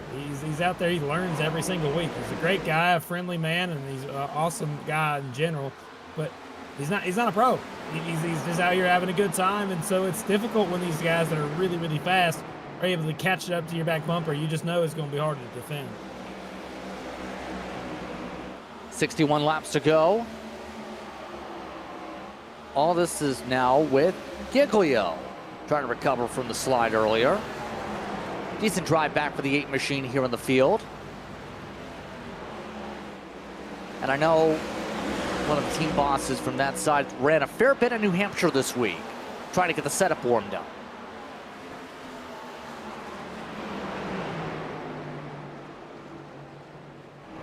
I don't know about that, man. I mean, I can only take so much of this racetrack before I start losing my mind. 41 looking to the inside of the 19. Dyson slides it in there, and he's going to slide back up the racetrack. 19 trying to over move back to the inside on the exit of turn number 2. Even down the back straightaway, but the 41 with the preferred line into turn 3 might have the job done.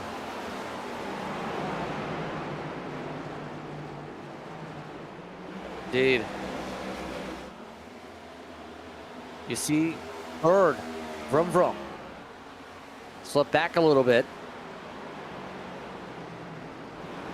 Paul Hill trying to make this move to the inside. No. Still defense is on for the 95.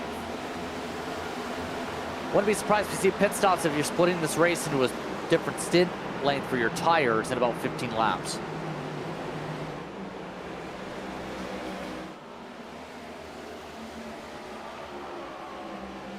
You're right. So at any point, we could expect to see folks come down pit road. Again, we're on lap 29, about to be lap 30 of this current stint. So I'd expect to see the cars come down most likely in the next 20 laps. Or 10 laps in that range. We do have a pit stop for Kevin Zosiak, actually. As 56 laps to a stint on the strat.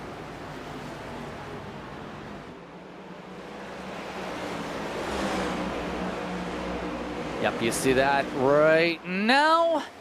Closing up.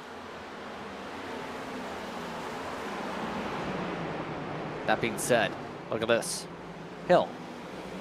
Still good here. Goodness. Hill's not giving up yet. That little kitty cat on top of the Toyota logo has been given a ride here today.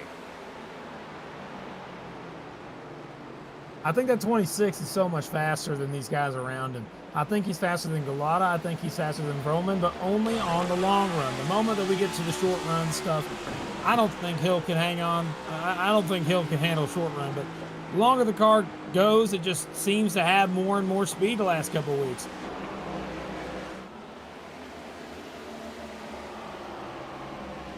Indeed. Graves is in.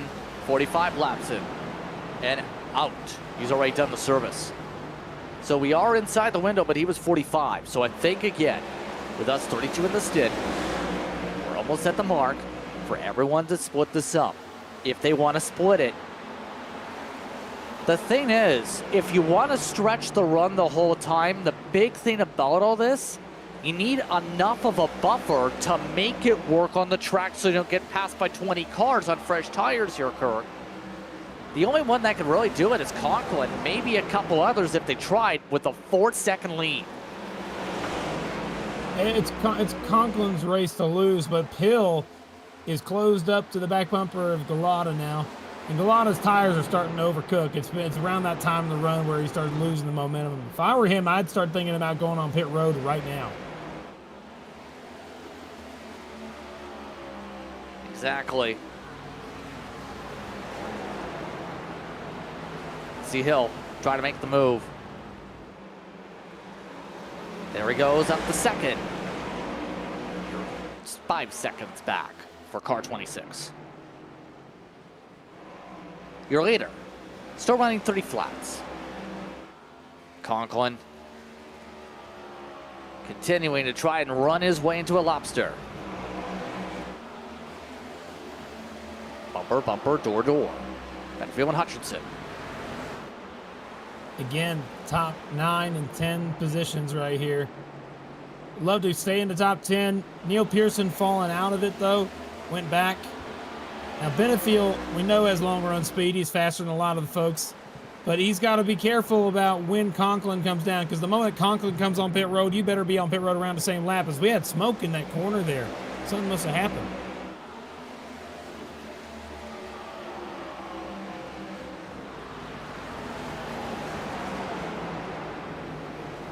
Indeed.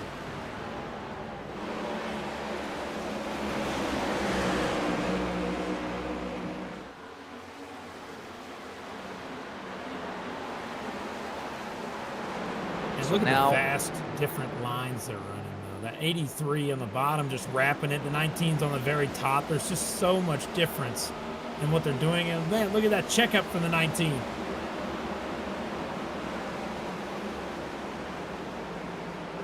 Oh, Vroman, contact! Oh, no! That Galata! They're in the wall! Caution is out! And the battle for third. My goodness.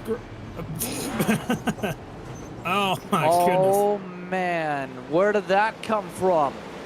Remember the contact before? I think Galata was trying to cut down the track while Vroman was trying to maintain lanes. Look at Hoytsma catching up too. He was going to the inside, and it looks like 99 just went way up out of the groove, turned down, and he did not see that Vroman was there, and Vroman just hard right into the 99, spun them both out. Took them both out.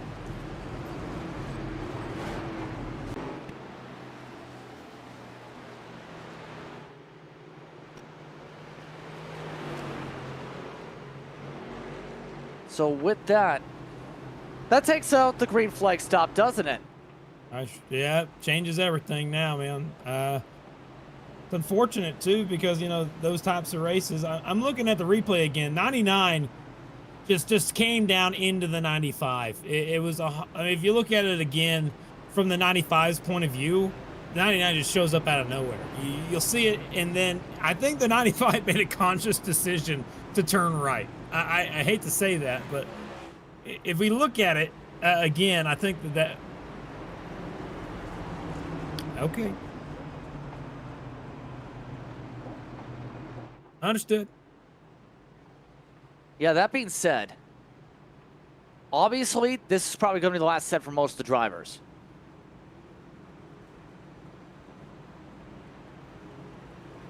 So, now, do you take a 2-tire stop to try something different?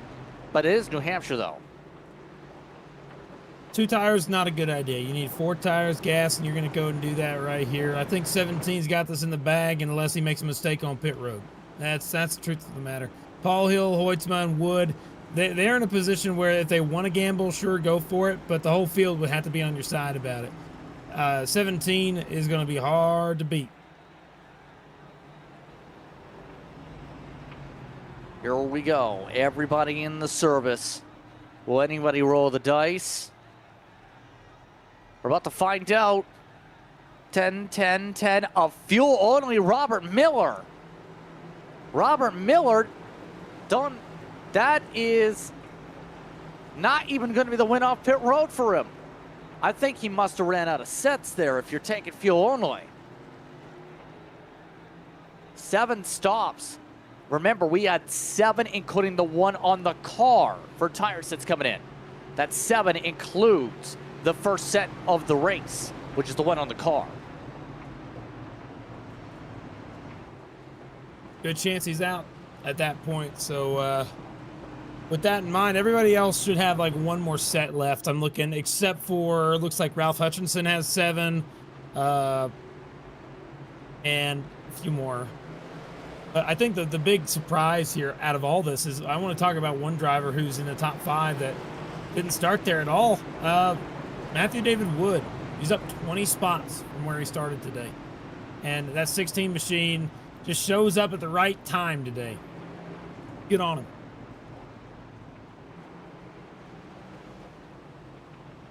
Coming up to 45 to go inside the action.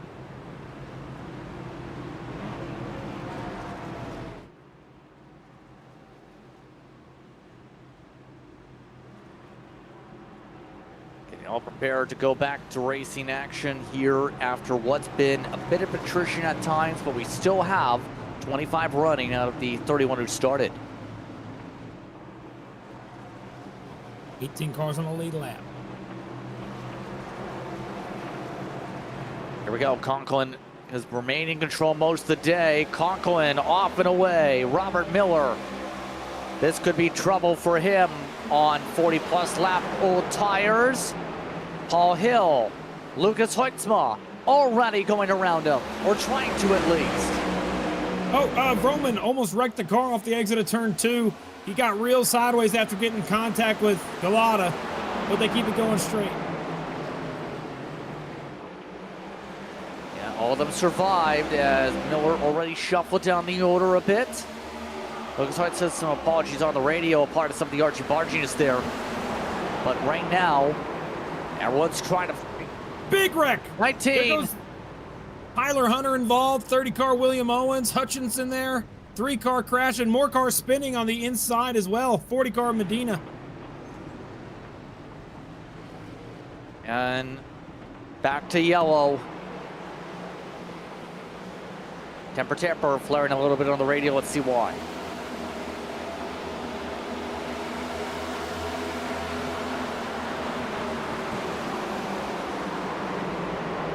'19 just spun out, 48 spun out trying to avoid him, and the 30 car had nowhere to go.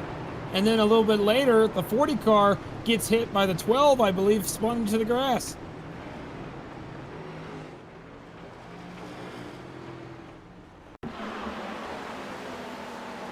And I hope this is not an ARCA break. I really hope not too if you're Medina. I know William Owens is already saying to make t-shirts out of the CC O'Brien's incident debacle of New Hampshire. And oh, he spun it to avoid everything actually and went to the road course. Luckily he didn't hit anything then. That's good. More cars coming on pit road. Vroman's in his pit stall. It looks like Galata comes down. Looks like I got Williams, also the 12 car, Nolan Hodgson. More cars going down pit road. Kind of not a surprise. When you're that far back, you kind of want to grab every advantage you can get, and a couple laps on tires is always better than none, so keep that in mind. I was about to say, 95 Roman actually came in and took a set there again. That was only a couple laps difference, was it not here? Have to double check if he took a set the previous caution period at lap 254. He did not. That would explain it. I think Nicholas Vroman was banking on more laps, obviously, before taking new Goodyear Eagles. But he's going to have the freshest tires out of anybody out there. Think about it this way. They had 5 laps on their tires, and Vroman and Bobby Anderson, who else has 0 on that number counter? Looks like Tyler Hunter also as well. And then Dave Hoytsma, I think, but he's a lap down, so not really going to help him out much. Hutchinson as well going to be in that position. 3-1 to go. 40 to go. William Owens staying on the lead lap also with that. So all of them beat the pace car out. Dave Hoytsma is the first car a lap down in the order now. He's the one of just 2, 1 lap down. Nolan Hodgson's the other. Look at that. Concord chose the outside this time. Being different here. Yeah, very different. He hadn't done that all day. Decides to try the outside line, 40 to go. I'm sure he's going to be fine, but we'll see.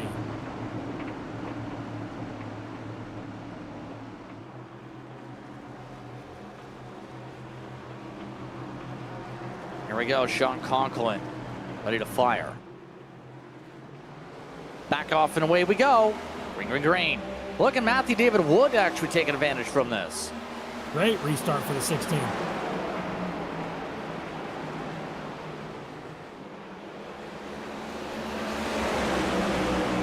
See right now how Matthew David Wood, first time really up at the front at this high of the field for the 16 tonight.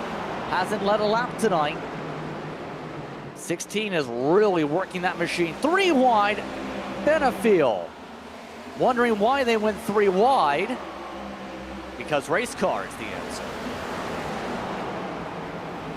Now Galata and the 95 are real close to each other. Remember, they had a little bit of a beef situation a handful of laps ago. They're still nose to tail bumping and banging back here. He gave him a shot. 99 gave him a shot in their back bumper there. Both cars way up the hill. 4 wide. They're not careful. Look at this. Giglio and the 01 had to lift out of the throttle to avoid any contact. You can see Vroman trying to work on the outside. Oh, Dyson spins in Nice front. spinner out. Dyson. Oh, my goodness gracious. No caution yet. Staying green. Now it is out. Yo, yo, yo. Back under caution. Oh, boy. He has some of the best car control in the entire series. Hate to see. It just shows how tough this track is with this car.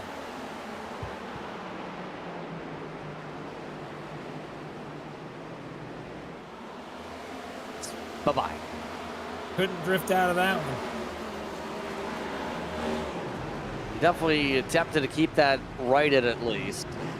Great job.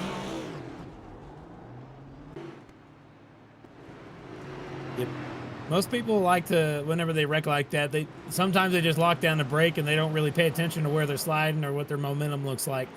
But nah, he did it right. Stayed in the gas and tried to keep the car out of the wall. And that's something that's like easy to practice. You don't even have to be that good to practice that type of maneuver. You just go out there and intentionally get loose and spin the car.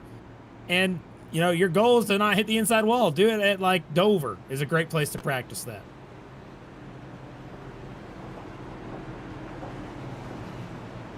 And as Hutchinson, a couple others peel down again. For those curious, time is not going to be a factor tonight. It is not the paperclip where that would be a factor in the future. It's still 35 to go at the stripe. Conklin. Is there anything you can do to beat Conklin because he's gotten such a jump every restart?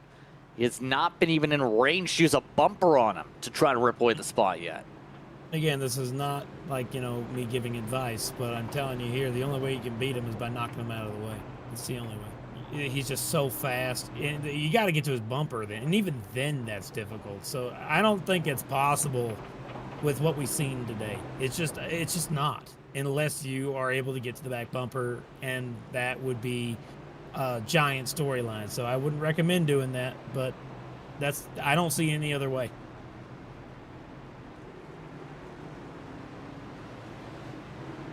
Yeah. And so, here we go. 34 to go at the line.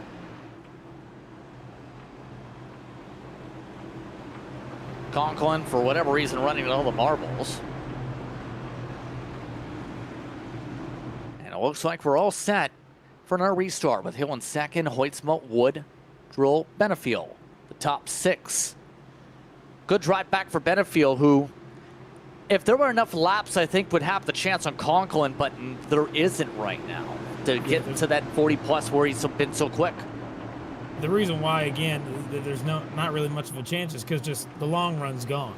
Long run doesn't exist anymore. So at this point, it's short run speed. 17's kind of hard to beat on that. Here we go. Back it away. See how Wood's got a decent fire off. Air contact. See right now how that's clearing on by. Nothing doing for the clear yet. In fact, for second, one driver at the back went to the bottom of the circuit to let cars go. Hill keeping up the fight. Vroom vroom. On slightly fresher Goodyear Eagles has been able to get alongside Pearson.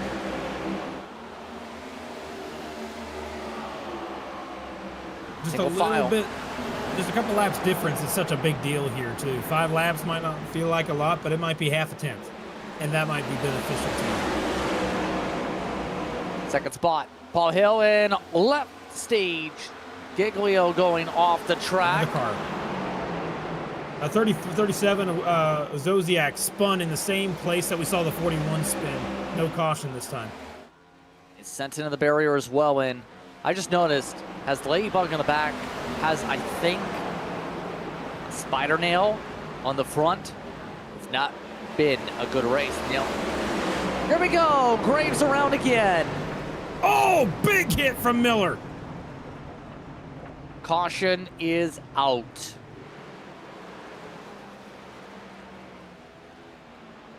Hearing there may have been contact with Galata, actually it was. The CC O'Brien's paint scheme debacle unfortunately continues. The team has already fallen into the meme-tastical theme of it. And there goes the 0-1 for a third time. That looked very similar to what we saw with the 99 and the 95 earlier. Can we look at that 99 one more time from the out? Yeah, I think we're seeing the same thing happen twice, you know. I don't know. I've got to make sure the car on the bottom did not move up. That 01 running a normal racing line is the only way that they can't be the 99s. Would be if the 01 like went up. Let's see. I think Graves has parked it for the night. Oh, that's brilliant. That's the brilliant 99. line for the 01. 100% a brilliant line. Not a problem at all. 99 just came straight down and hit him. Eek. And Did we mention that 2 drivers had penalties coming into today, and Jason Taylor needed to avoid any at-fault penalties to avoid further penalty? And Taylor just so happens to be the last car in the race with one of the first incidents of the day. That was from Richmond. Hear about that. No. That's because he got 6 penalty points in a race at Richmond. That's a rough race right there. Del Madero's actually got the L1 penalty threshold for today to start the next race of the UL. That's why he started at the back of the field. That's seen Madero's with him down 16th in comparison with the penalties here today. Still under 30 to go. And of course, Madero's got some damage too. You know, one sad thing I got to mention about all this is that, you know, driver that, remember this, so Vroman was involved in the contact with the 99 at Galata. Remember that? Look at where Vroman is now. He's sitting in 8th. There's a good shot. He has fresher tires than all those guys in front of him. Maybe he can use them. He does. It's 1 or 2 laps. 5 laps if you could pace laps, but green flag laps is about 1. The freshest, though, might be a little bit better. Andrew Dyson. After a spin, he's 2 rows behind him. Oh, my goodness.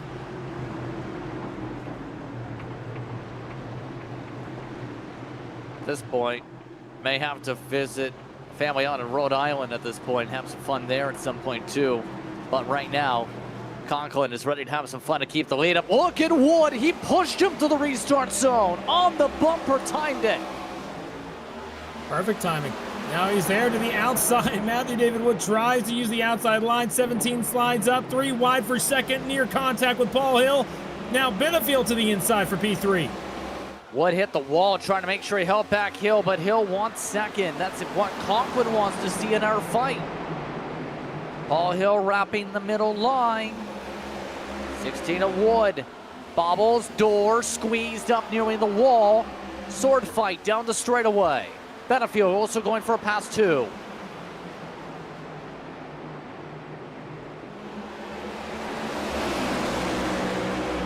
This time through. Outside works well in both battles. And Conklin, on the other hand, is loving this battle. But you see the 83 going from having a penalty, having to do a drive-through under green flag in stage 2, is able to recover himself all the way to the top 5, battling with Neil Pearson right now to stay in it. Great recovery for him today.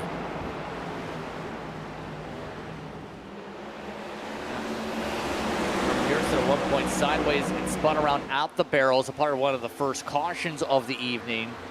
That was a part of him trying to make sure to get off the racing surface. Would be, I think he's one of, if not the last of the cars standing with that paint scheme outside of Bobby Anderson. 97 is also technically in it, so well, it's been about a hit and miss rate of about less than 50% for the scheme tonight. Lucas Weitzman at least avoiding the curse of the paint scheme here, and now has a friend in Pearson.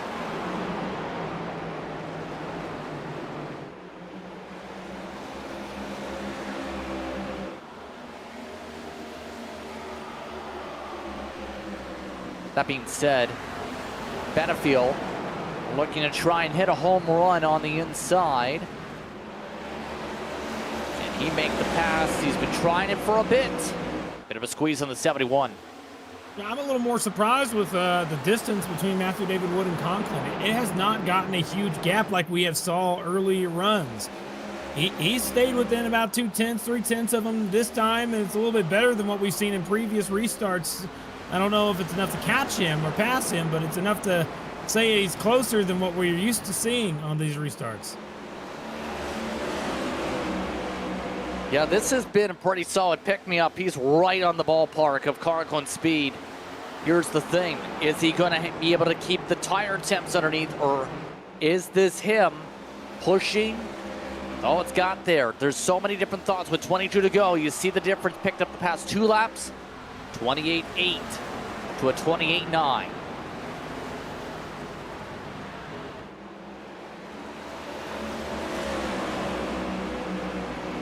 21 laps to go, this time by the stripe. First side-by-side jets go well down the order. Remember, Dyson has a bit fresher rubber. Been taking his time with it so far. It's helping, but it's only got him to 11th after the spin. Yeah, much better for him to stay in the top 15 there compared to what we just saw with the 01. Remember the 01 out of the race after that spin that he had with the 99. I tell you, Dyson's on fuel-only stop, so he did not use his tires. Thank you for the correction there, but regardless, he's taking his time to make the moves. Benefield looking to make the pass now on the 71. This is for 7th.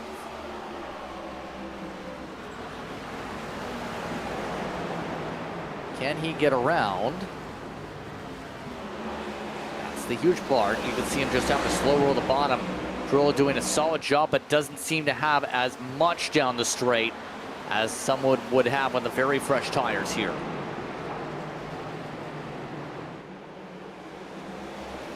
Great day for Neil Pearson in the 5th place spot right now in the 62, just in front of this too, as these two still battle side by side. You know, I got to tell you, this guy, he is not a driver that gets top 5s very often. Normally, I have a whole folder in the dang computer with him turned sideways, but today, great day. 5th place, top 5 opportunity. He must feel pretty dang good about that.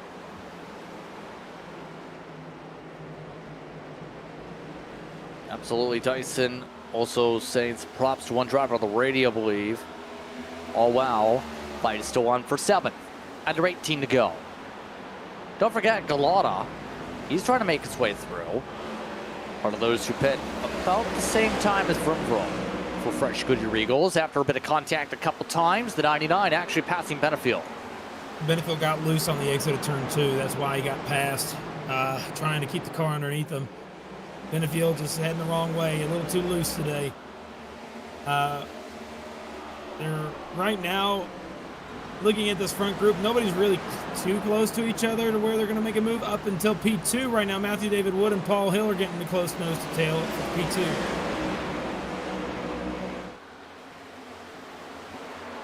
Yeah, they're getting pretty feisty up there. You still see some of the general drivers as they rip their way higher up. Much of the field has actually moved up rather than staying down low. Conklin, remember, was wrapping the apron a lot earlier. He's found a lot more speed now higher up, where the banking's a little bit higher compared to the flatter part of the track where it's 2 degrees at the bottom lane. Don't know if that's partly with the track temp, but also maybe with the rubber buildup, with where the marbles have really piled up on the apron itself with the near spins. Some of these drivers have really stayed away from below the blue line now as we end this race. The longer it's been, I feel like less and less people have been using that blue line just the longer the run has gone. So it's not really happening. That P2 spot, though, is up for grabs. Matthew David Wood is doing the best he can to maintain, but he's under fire, and I think that Hoytsma might even join this battle very soon. Side by side there, Paul Hill goes to the inside. Not enough momentum. He'll have to fall back in P3.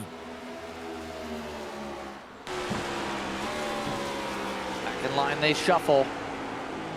Under 14 to go. The lead now 1 second.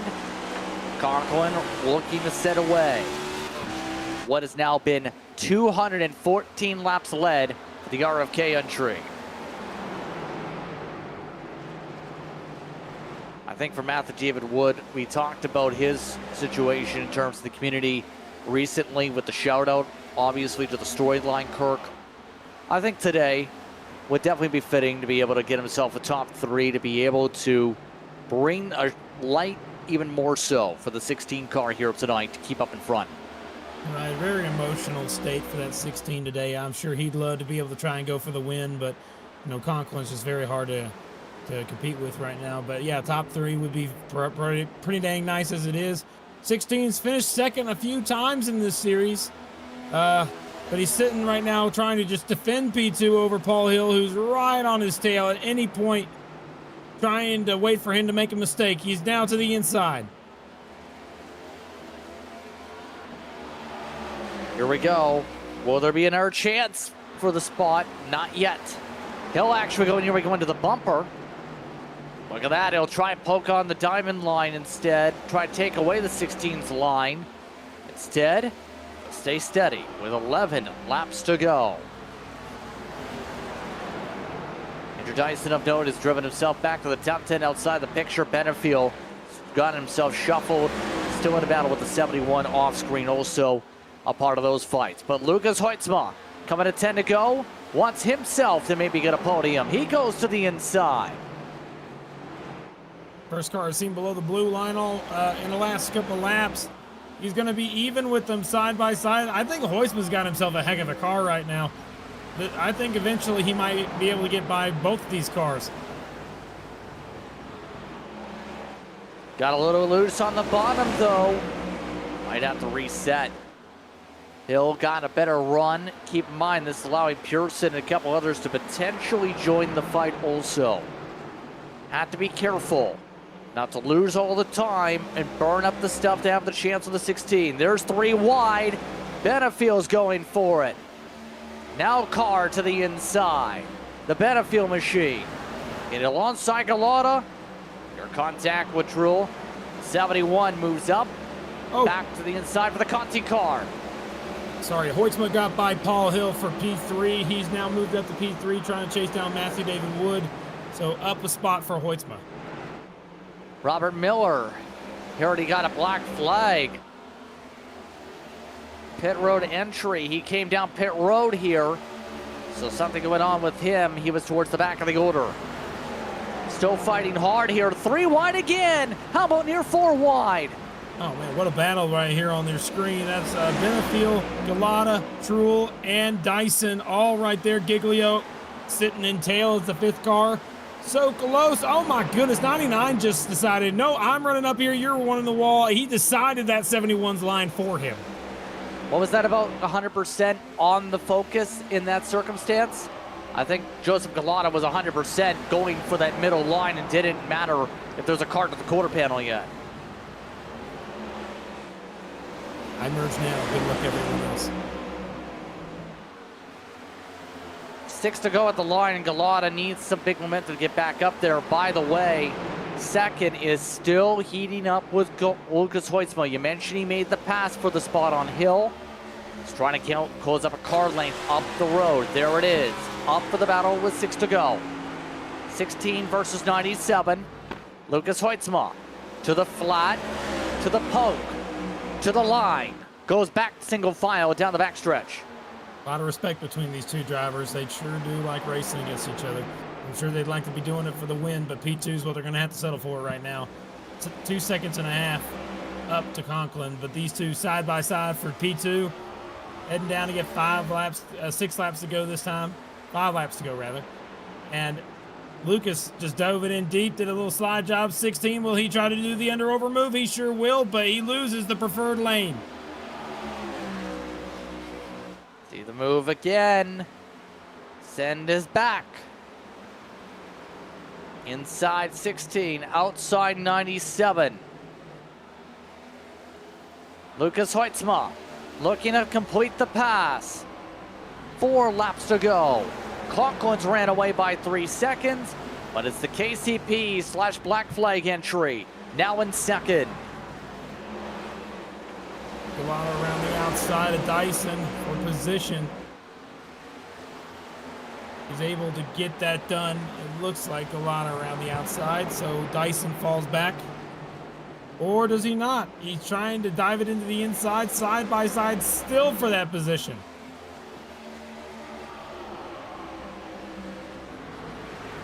Yeah, still trying to keep it up. Daiso to slide.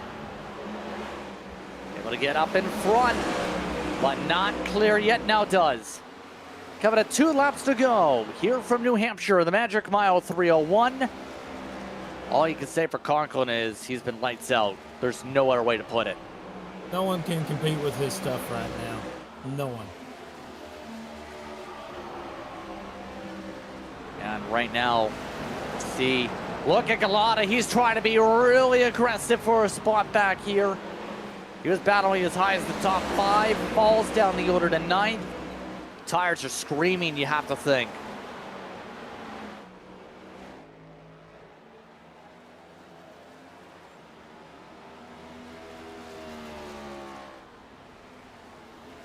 Down to the final lap. Final time around for Sean Conklin as he looks to finish up the job. Sean Conklin about to get to double-digit victories. How about in 22 races began for Conklin? He's won 10 of them. Conklin near 50% gets it at New Hampshire.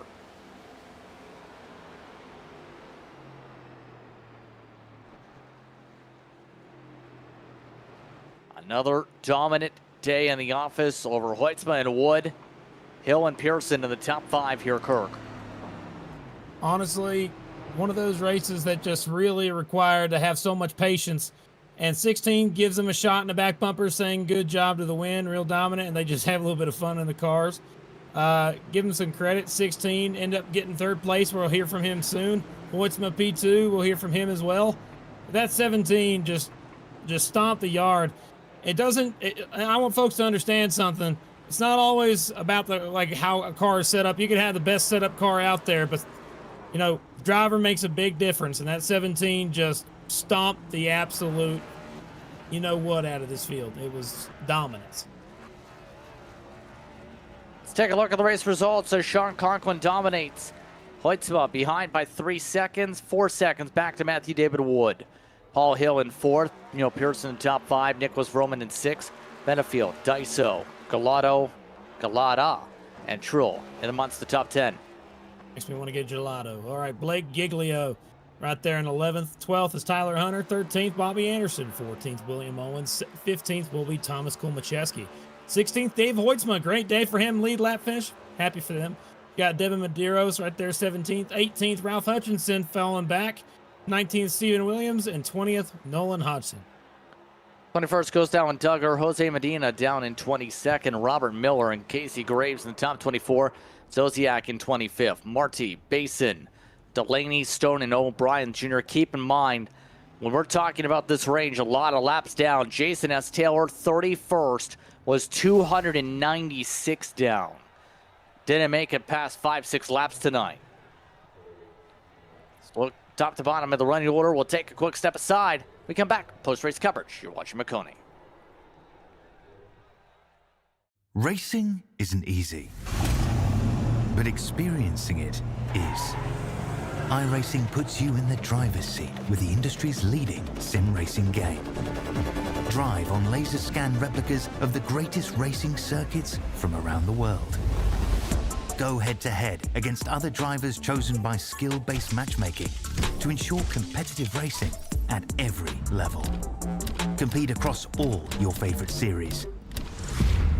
In officially licensed cars, engineered to deliver the most accurate driving experience possible.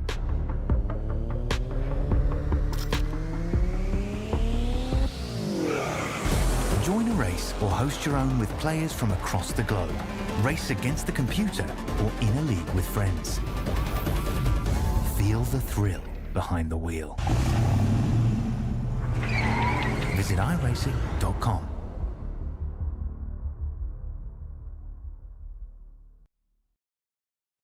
Welcome back, everyone, to post-race coverage for the Full-Length Cup Challenge, the Magic Mile 301. Sean Conklin wins his 10th race of the season. Sean, first things first, talk us through this one because this was an air domination masterclass, it seemed.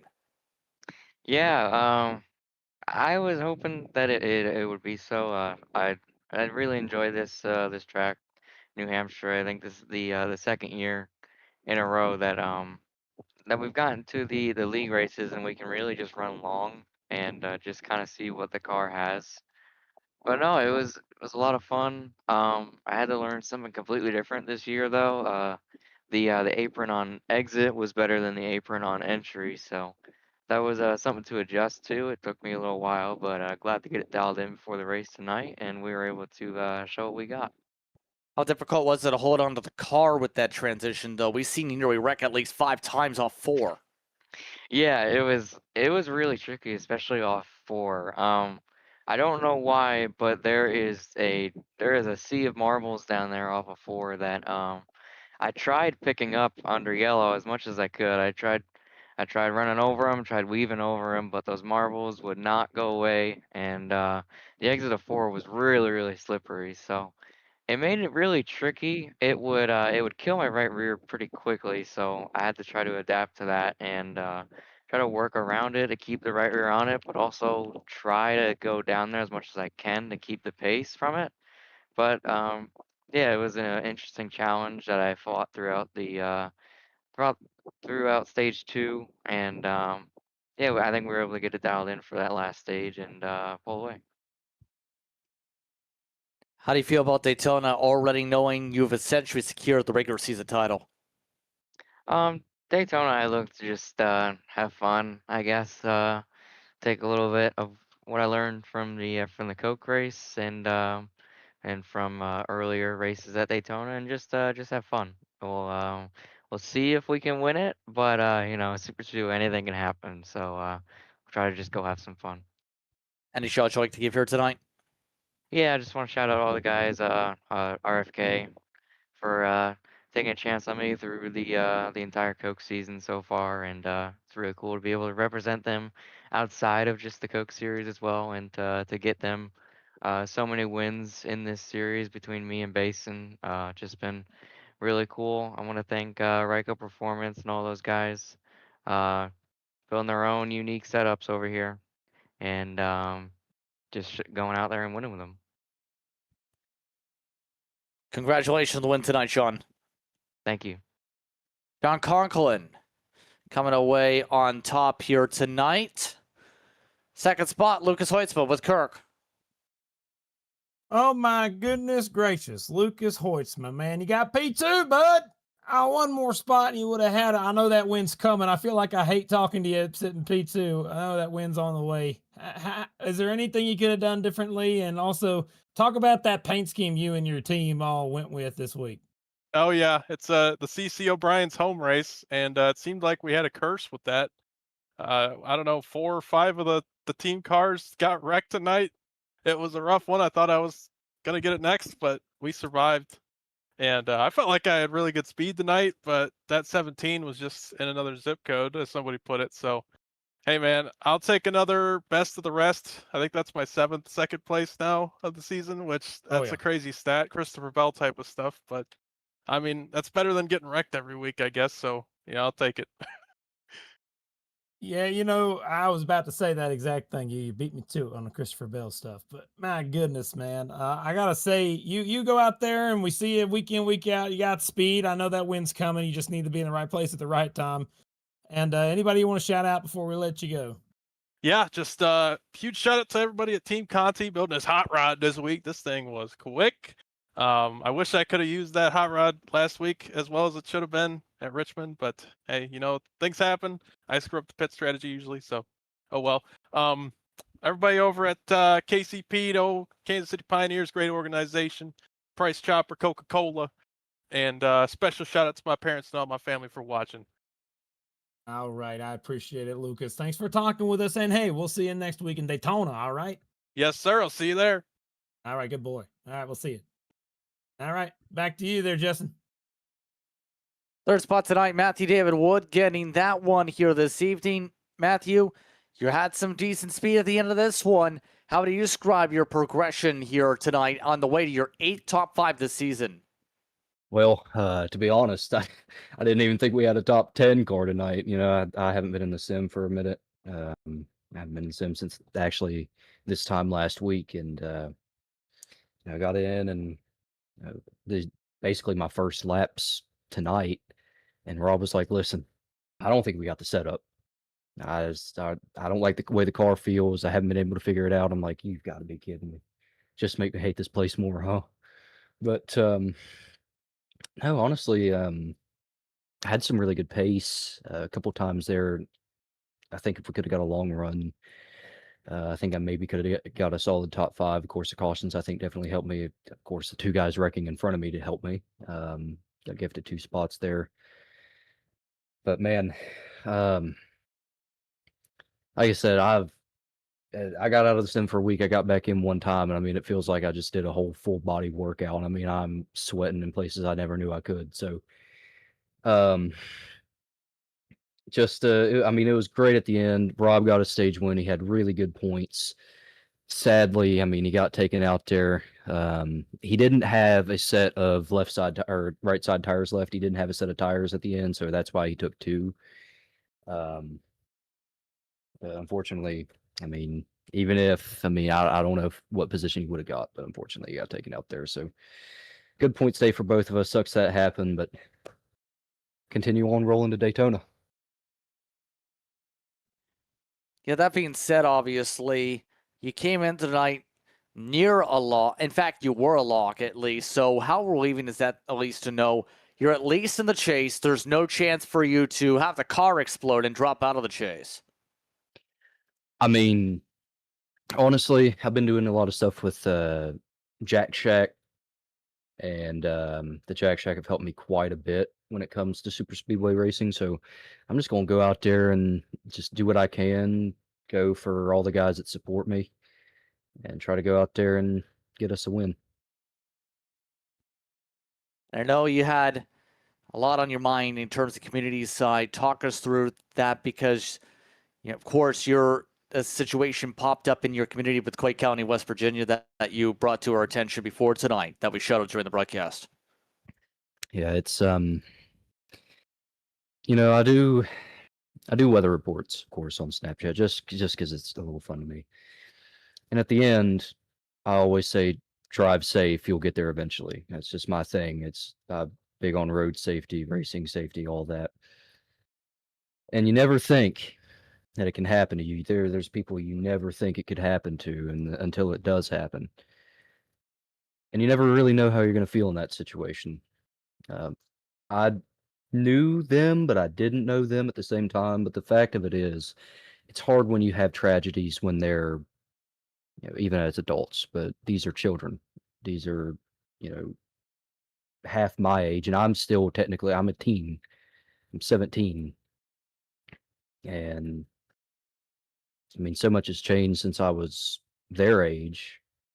It's crazy to think about, you know, but here in West Virginia, we all know each other. We're gonna stick together hand by hand, as we always do, no matter what tragedy comes. The whole world seems to try and help. You have those that don't, but here in West Virginia, we try our best to wrap our arms around those that are struggling. All we can do is pray the good Lord takes care of the family. Just a terrible, terrible event. I won't share any details about it, but Forever 33 is the motto going forward. Anything else you'd like to add or give a shout out to here tonight? Of course, LR Speed Co. Everybody over there, Rob's done a great job again for what he called a bad setup. It was a very good setup for my eyes, but got to thank everybody at Jack Shack for their help. Fish Speed, everybody over there for your help, and everybody that watches the broadcast, Maconi, and everybody puts it on, you guys that do the broadcast, and thanks for all your support with everything that's been going on. And we'll go into Daytona and hopefully get put on another show at Daytona. Congrats to the top three here tonight, Matthew. Thank you. Thank the Lord, too. Matthew David Wood coming away at the top three. I'd like to take the time to thank the entire top three for speaking with us during post-race coverage here on Maconi. Final thoughts tonight here, Kirk. New Hampshire started off with a caution every 10 laps, but ended up with some long runs throughout stage 2 and some cautions in stage 3. It felt like life, you know, when you're early on, you make a lot of mistakes. Get up to your teens, you make a whole lot more mistakes, and then all of a sudden you hit your stride at some point in your 20s or 30s, and then you start running off. And by the end of it, we had some midlife crisis there, but ended up being okay. Great dominant win out of the 17. Truly a generational talent in that driver of Sean Conklin for sure. Indeed, and on that note, as we mentioned, we're going to have a soda war next time out. It's going to be the cutoff for the chase to decide who races for a championship in 2026. For my colleague of the booth tonight, Kirk Mills, for Morgan Cook, it's time to say goodnight. I'm Justin Prince saying so long. Enjoy the rest of your evening This has been coverage on Maconi Entertainment of the Full Length Cup Challenge. Congratulations to Sean Conklin, winner for the 10th time in 2026. The best, you can't settle for the rest. For anything on iRacing, there's just one name you need, Maconi. With the launch of Maconi Entertainment and Maconi Competizone alongside Maconi Setup Shop, we now provide the best of the best in setups, paint schemes, coaching, broadcasting, and event organization. With cars across all 4 license classes, we have what you need to hit the track with confidence. Grab a subscription and save money while going fast at MaconiSetupShop.com/subscriptions. And remember, at Maconi Setup Shop, there are setups, but your victories.